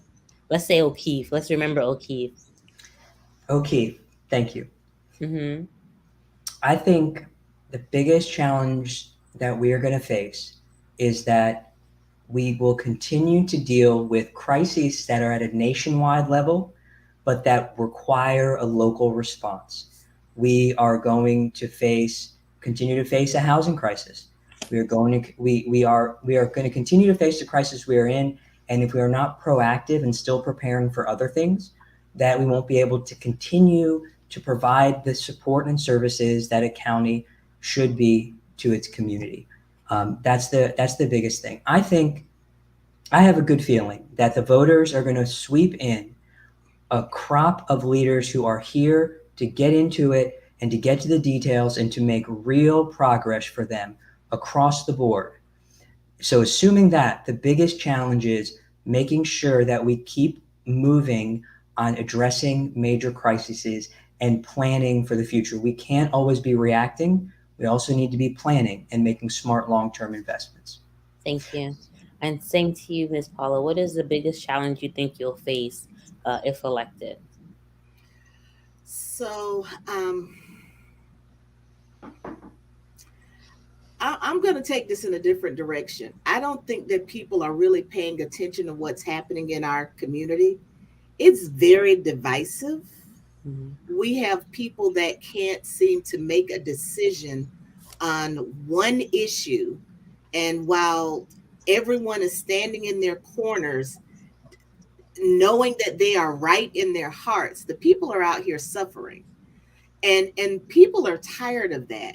So I think we need to get back to civility. And let's be clear, civility does not mean holding up people in, as my grandma used to say, in their devilness, their foolishness or their devilishness, right? If you're wrong, you're wrong, right? But we need people that are collaborative, people that can sit down and have an intelligent conversation with one another, people that are adults in the room that can sit down and understand. And I'm certified by the Florida Supreme Court as a mediator. We need people that can understand that you don't always get what you want, that we're going to have to agree to disagree on some things. I'm going to have to give up a little something. You're going to have to give up a little something. But all of this is for the greater good of the people. So if we are not careful, we will look like what some of these bigger cities are looking like, and some of these other countries that are looking like. And people aren't paying attention to that. We're coming to a tipping point, and it's going to happen here. We got somebody up that's across the street from where I work who's not trying to help this situation. But we as Tallahasseans have to remember we're neighbors and we're responsible for one another. And it's going to take all of us to solve these problems. So we need some adults in the room that are reasonable, that's willing to work. Thank you for that. And there we go. And that's a good note. Let me drop this little plug in because that's a perfect point. That's where community builders, our events come in. So this Thursday we are hosting the Millennial Mingle, and that's the type of things, the type of environment that we're looking to create for the professionals to come and we can engage in these productive conversations. It is going to be at the Signature Lounge for those that might be interested in attending. I highly encourage that you do so. We'll have giveaways. There'll be food. It'll be a live DJ. So it'll be a very fun environment, but we do plan on being the adults in the room to have these very educated and progressive conversations. And so I hope the both of you guys are able to make it. And I hope that you guys would also share with your audience, inviting them to come as well. Absolutely. We will be there. Thank you. Okay, so I want to get into these lightning questions. There is a timer. Oh, I already set the timer. How does it sound? Let me see if I have another one. Well, you'll hear it because it's loud. But I'll ask you some direct questions. You have 30 seconds to respond. You will hear the timer. As you're coming down to like the last 10 seconds, I'll put my same church finger back up just to let you know, your timer is about to go off soon. You don't necessarily have to stop at an abrupt stop, but please wrap it up. Because we are on our last 9 minutes, and I want to respect you all's time. And I really sincerely appreciate you all being here this evening. I'm sure y'all could be knocking on doors, but the fact that you take the time to talk to us, it does make a world of a difference. And I hope that we can continue, not just stop here, but continue to help you all get your messages out there. So again, thank you. All right, so my first question is going to go to you, Paula. Again, it's a very simple question. On a scale of 1 to 10, how do you rate the governor? And let's Okay, and 1 is the lowest. Yeah. Oh, okay. 1. Unless you want to go negative. I would, but because I'm supposed to. 1. 1. Okay. Yeah. And to you, David, how would you rate the governor on a scale of 1 to 10? 0. 0. Got you.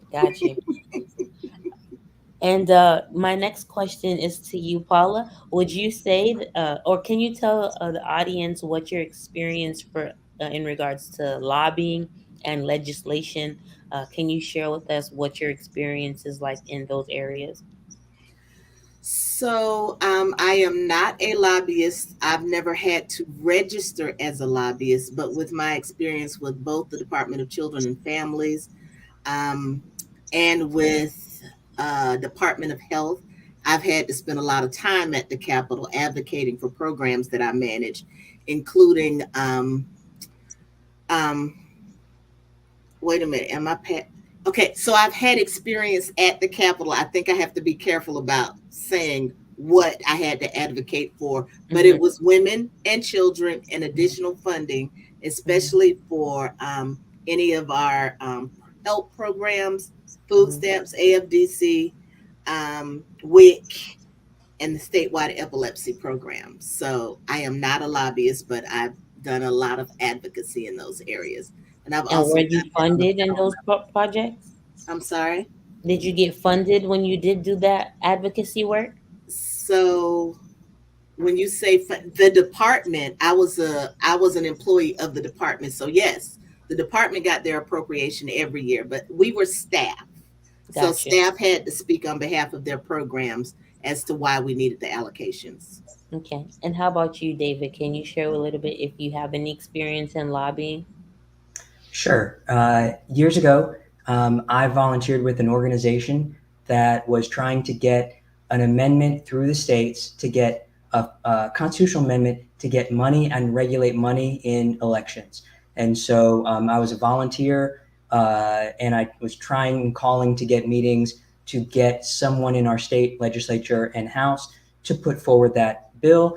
And then the closest thing to lobbying then was if another state like New Mexico actually got it in, it would always get held up by the speaker, even though it would win a vote. So we would call the voters in the speaker's district and tell them what's going on to call the speaker. That was a volunteer thing to get money out of politics. The only other exposure I've had to lobbying was as staff, and where I saw how this is broken. At an agency I worked at, which will go unnamed, I saw that we couldn't get a meeting with as an agency, but if the board member who donated 6 figures to the party walked downtown with us, people came to see him. And I saw that there's a problem. But that's not something that I was involved in. Okay. And the follow up to that, how do you see, well, with knowing that going on in our community, which I'm sure is still a thing today, how do you see yourself combating that and to get the things that you have on your agenda actually done? Yeah.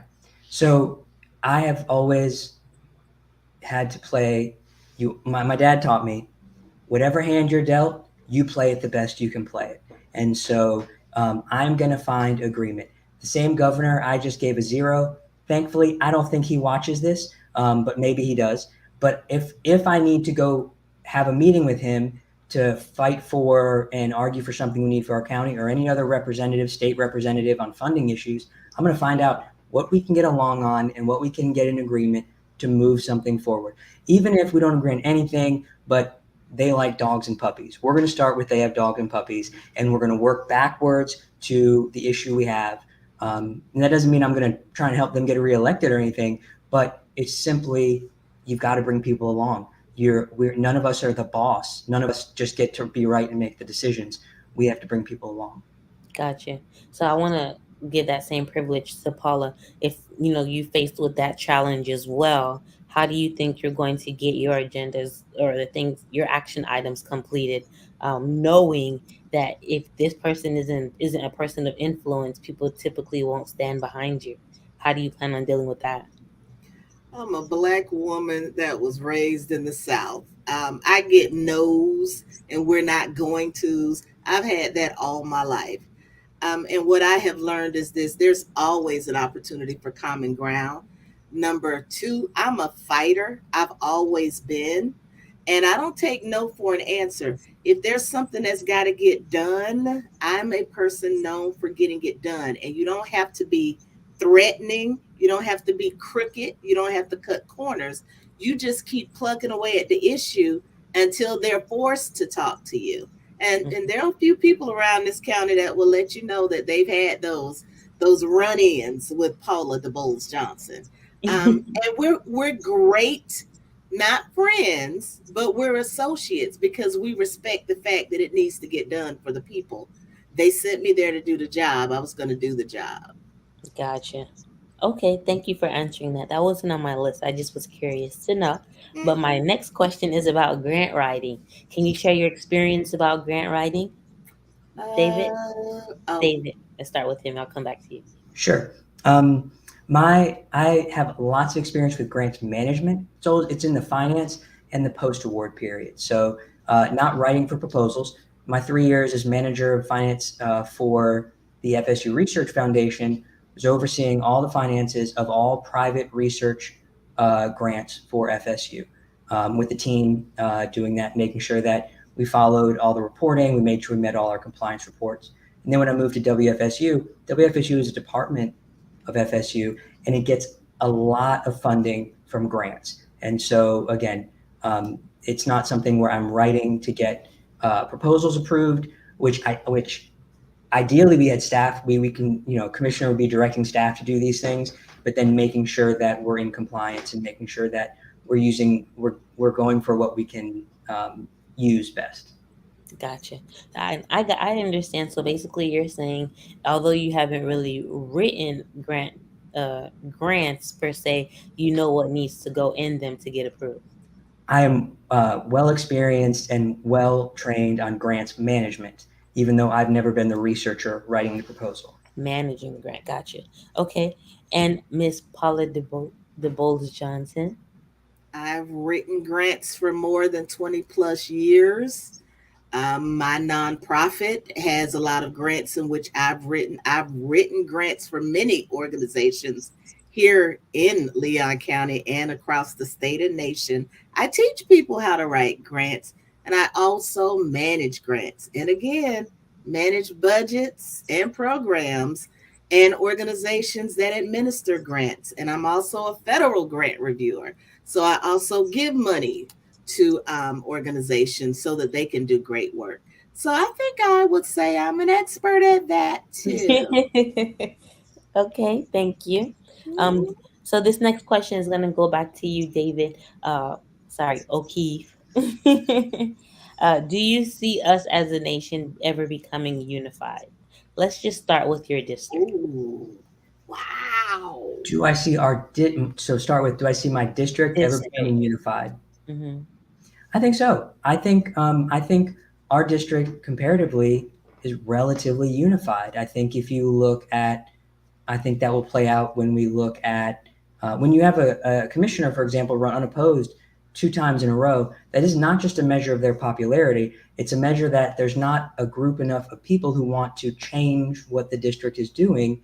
And so we'll see how the votes turn out this time. But I think we have a relatively unified district compared. Okay, thank you. Miss Paula, do you ever see District 5 ever becoming unified? Because I'm an optimist, I will absolutely say yes to that. And I hope for this same answer. My hope is that we become unified as a community, as a state, and as a nation.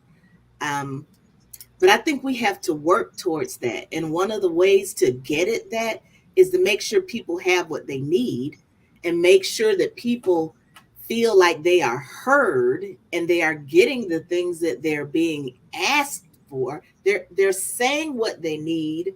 They're not being heard. They feel like they're being ignored.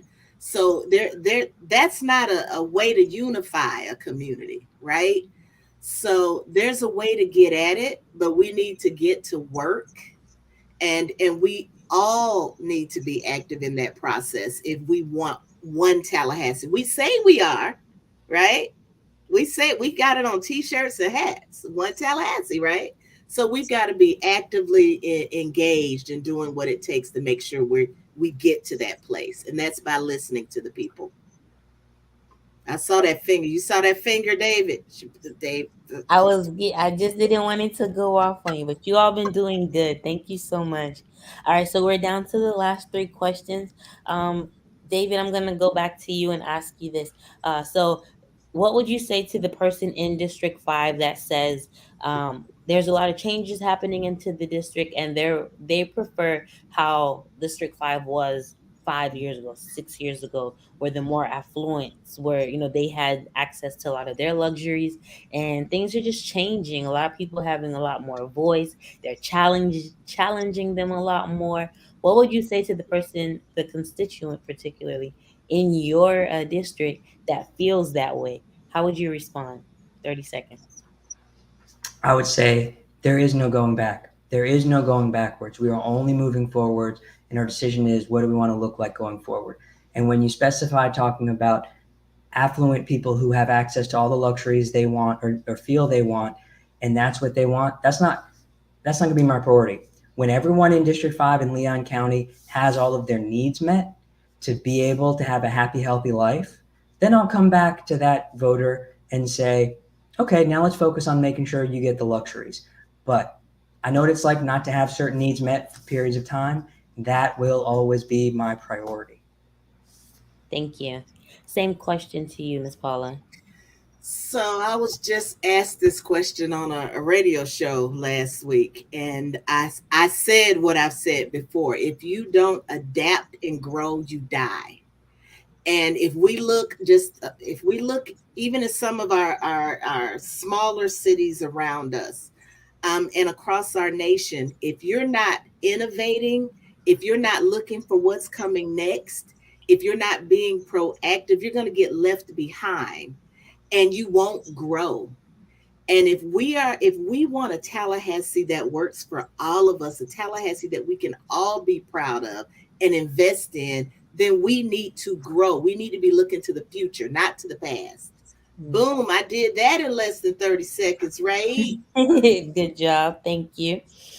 And the next question is to ask you, do you know who your legislative, oh, that's probably a 10-second question. Do you know who your legislative aide is going to be, David? No, I do not. And should I be elected, I will seek out a competitive and diverse hiring pool, and I will pick the best candidate for the job, as I've done every time I've hired an employee. Okay. Paula, your legislative aide is who I'm asking. Do you know who that person is going to be? Okay, your assistant. Okay, because I was going to say, I know who my legislators are. Okay, I misunderstood. I do not. Mm-hmm. I do not. I do not. Okay. And sadly, I'm not giving this a lot of thought. I've been trying to focus on getting in the seats. Gotcha. I feel like I will fill out some of the rest of the pieces once I get there. Yeah. Okay. Understood.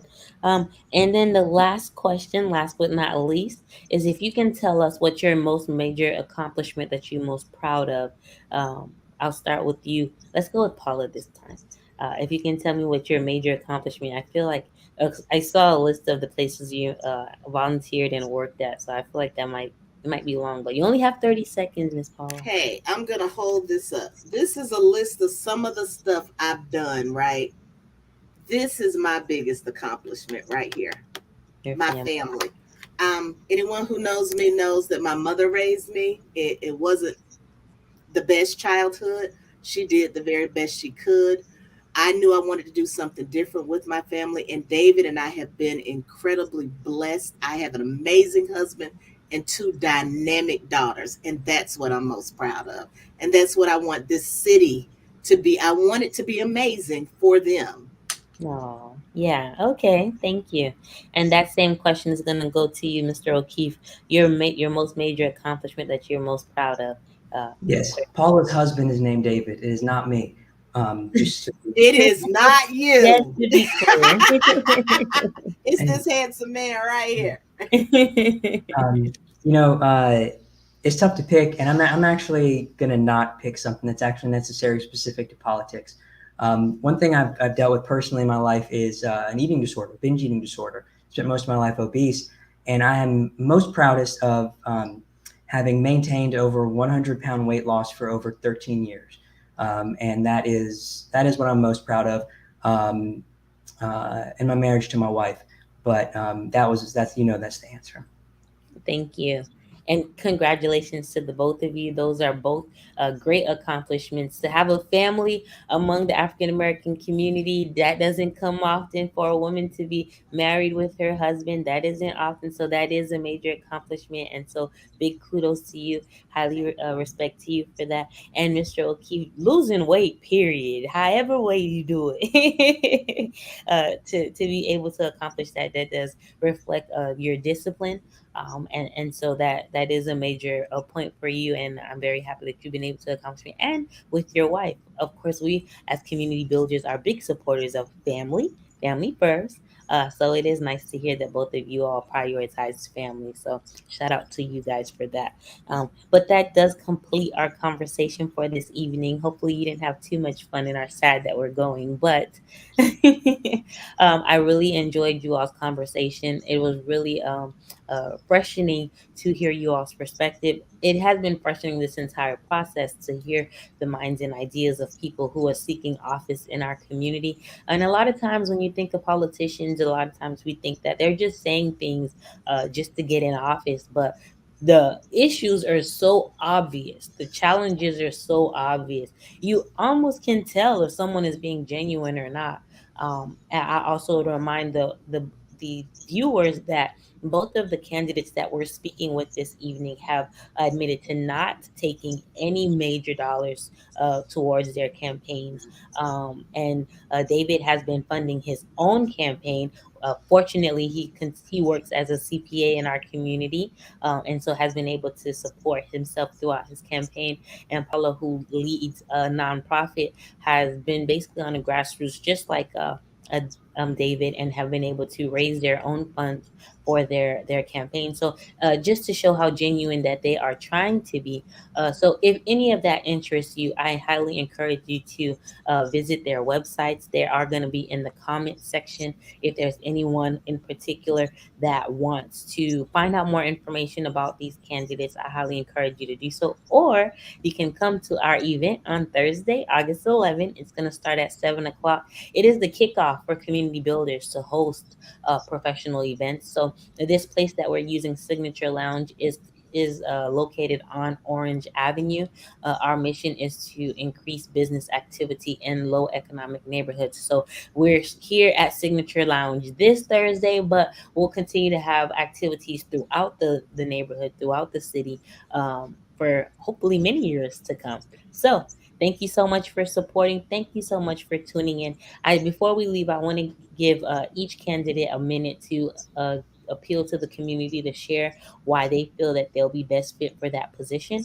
And then we'll wrap it up with a few more messages from our supporters, from our sponsors, from those who serve in our community and have supported this candidate forum. We'll be back tomorrow. Tomorrow's the last night, and we'll be interviewing the city commissioners, seat 3s and seat 5, and the county commissioner of District 3 that is also in this race. So I hope that you all would come back tomorrow and tune into that conversation, because I really try to make sure we get into the nitty gritty and figure out exactly what they're looking to do. And I ask the in-between questions too. So if you've been enjoying this process, I hope you'll come back again tomorrow at 6, right here, same place, same time. Thank you.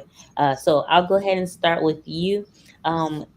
David, you get 60 seconds. Again, the timer you'll hear, but usually if you go over, I kind of pull the screen back, but I put the timer up first so you know we're winding down, and then I'll pull the screen back. You don't have to come to an abrupt stop, but we do, I do ask that you kind of wrap it up. All right, so this is your chance to go, and your timer starts now. Thanks for being here, David. RJ, thank you for having us. Thank you for having these forums. I know that you don't just do this alone. I want to thank everybody at Community Builders and Dream Defenders who put this together, because we've been able to spend a lot of time together and really get into the details and not have to keep things to 30 seconds. That's going to give a benefit to everyone watching to really get an idea for who we are. I'm running for this commission seat because business as usual is not working for everybody. And we are losing trust that our people are representing us and have our best interest at heart. And so that is why I left my career, and I'm running only for this seat. I'm interviewing for this job, if you will. And should you elect me, it will be the only job I have full-time serving this commission and serving District 5, because we have enough major issues that we need full-time attention on it. So hopefully you've watched along and gotten a good idea of how I make decisions and what I prioritize, which is people. I may have a career about money, but it's always about putting people first. The use of money is to help people. You can find my website, davidforleon.com, or at davidforleon at any social media. And we are relying on small contributions. I have been able to put a little bit of my savings, but there's not much left. So we really are needing supporters to continue the volunteer effort to push us through August 23rd and then all the way to the general election, and then to push us on in the future. because this is not just a one-time thing, and it is not about just one person.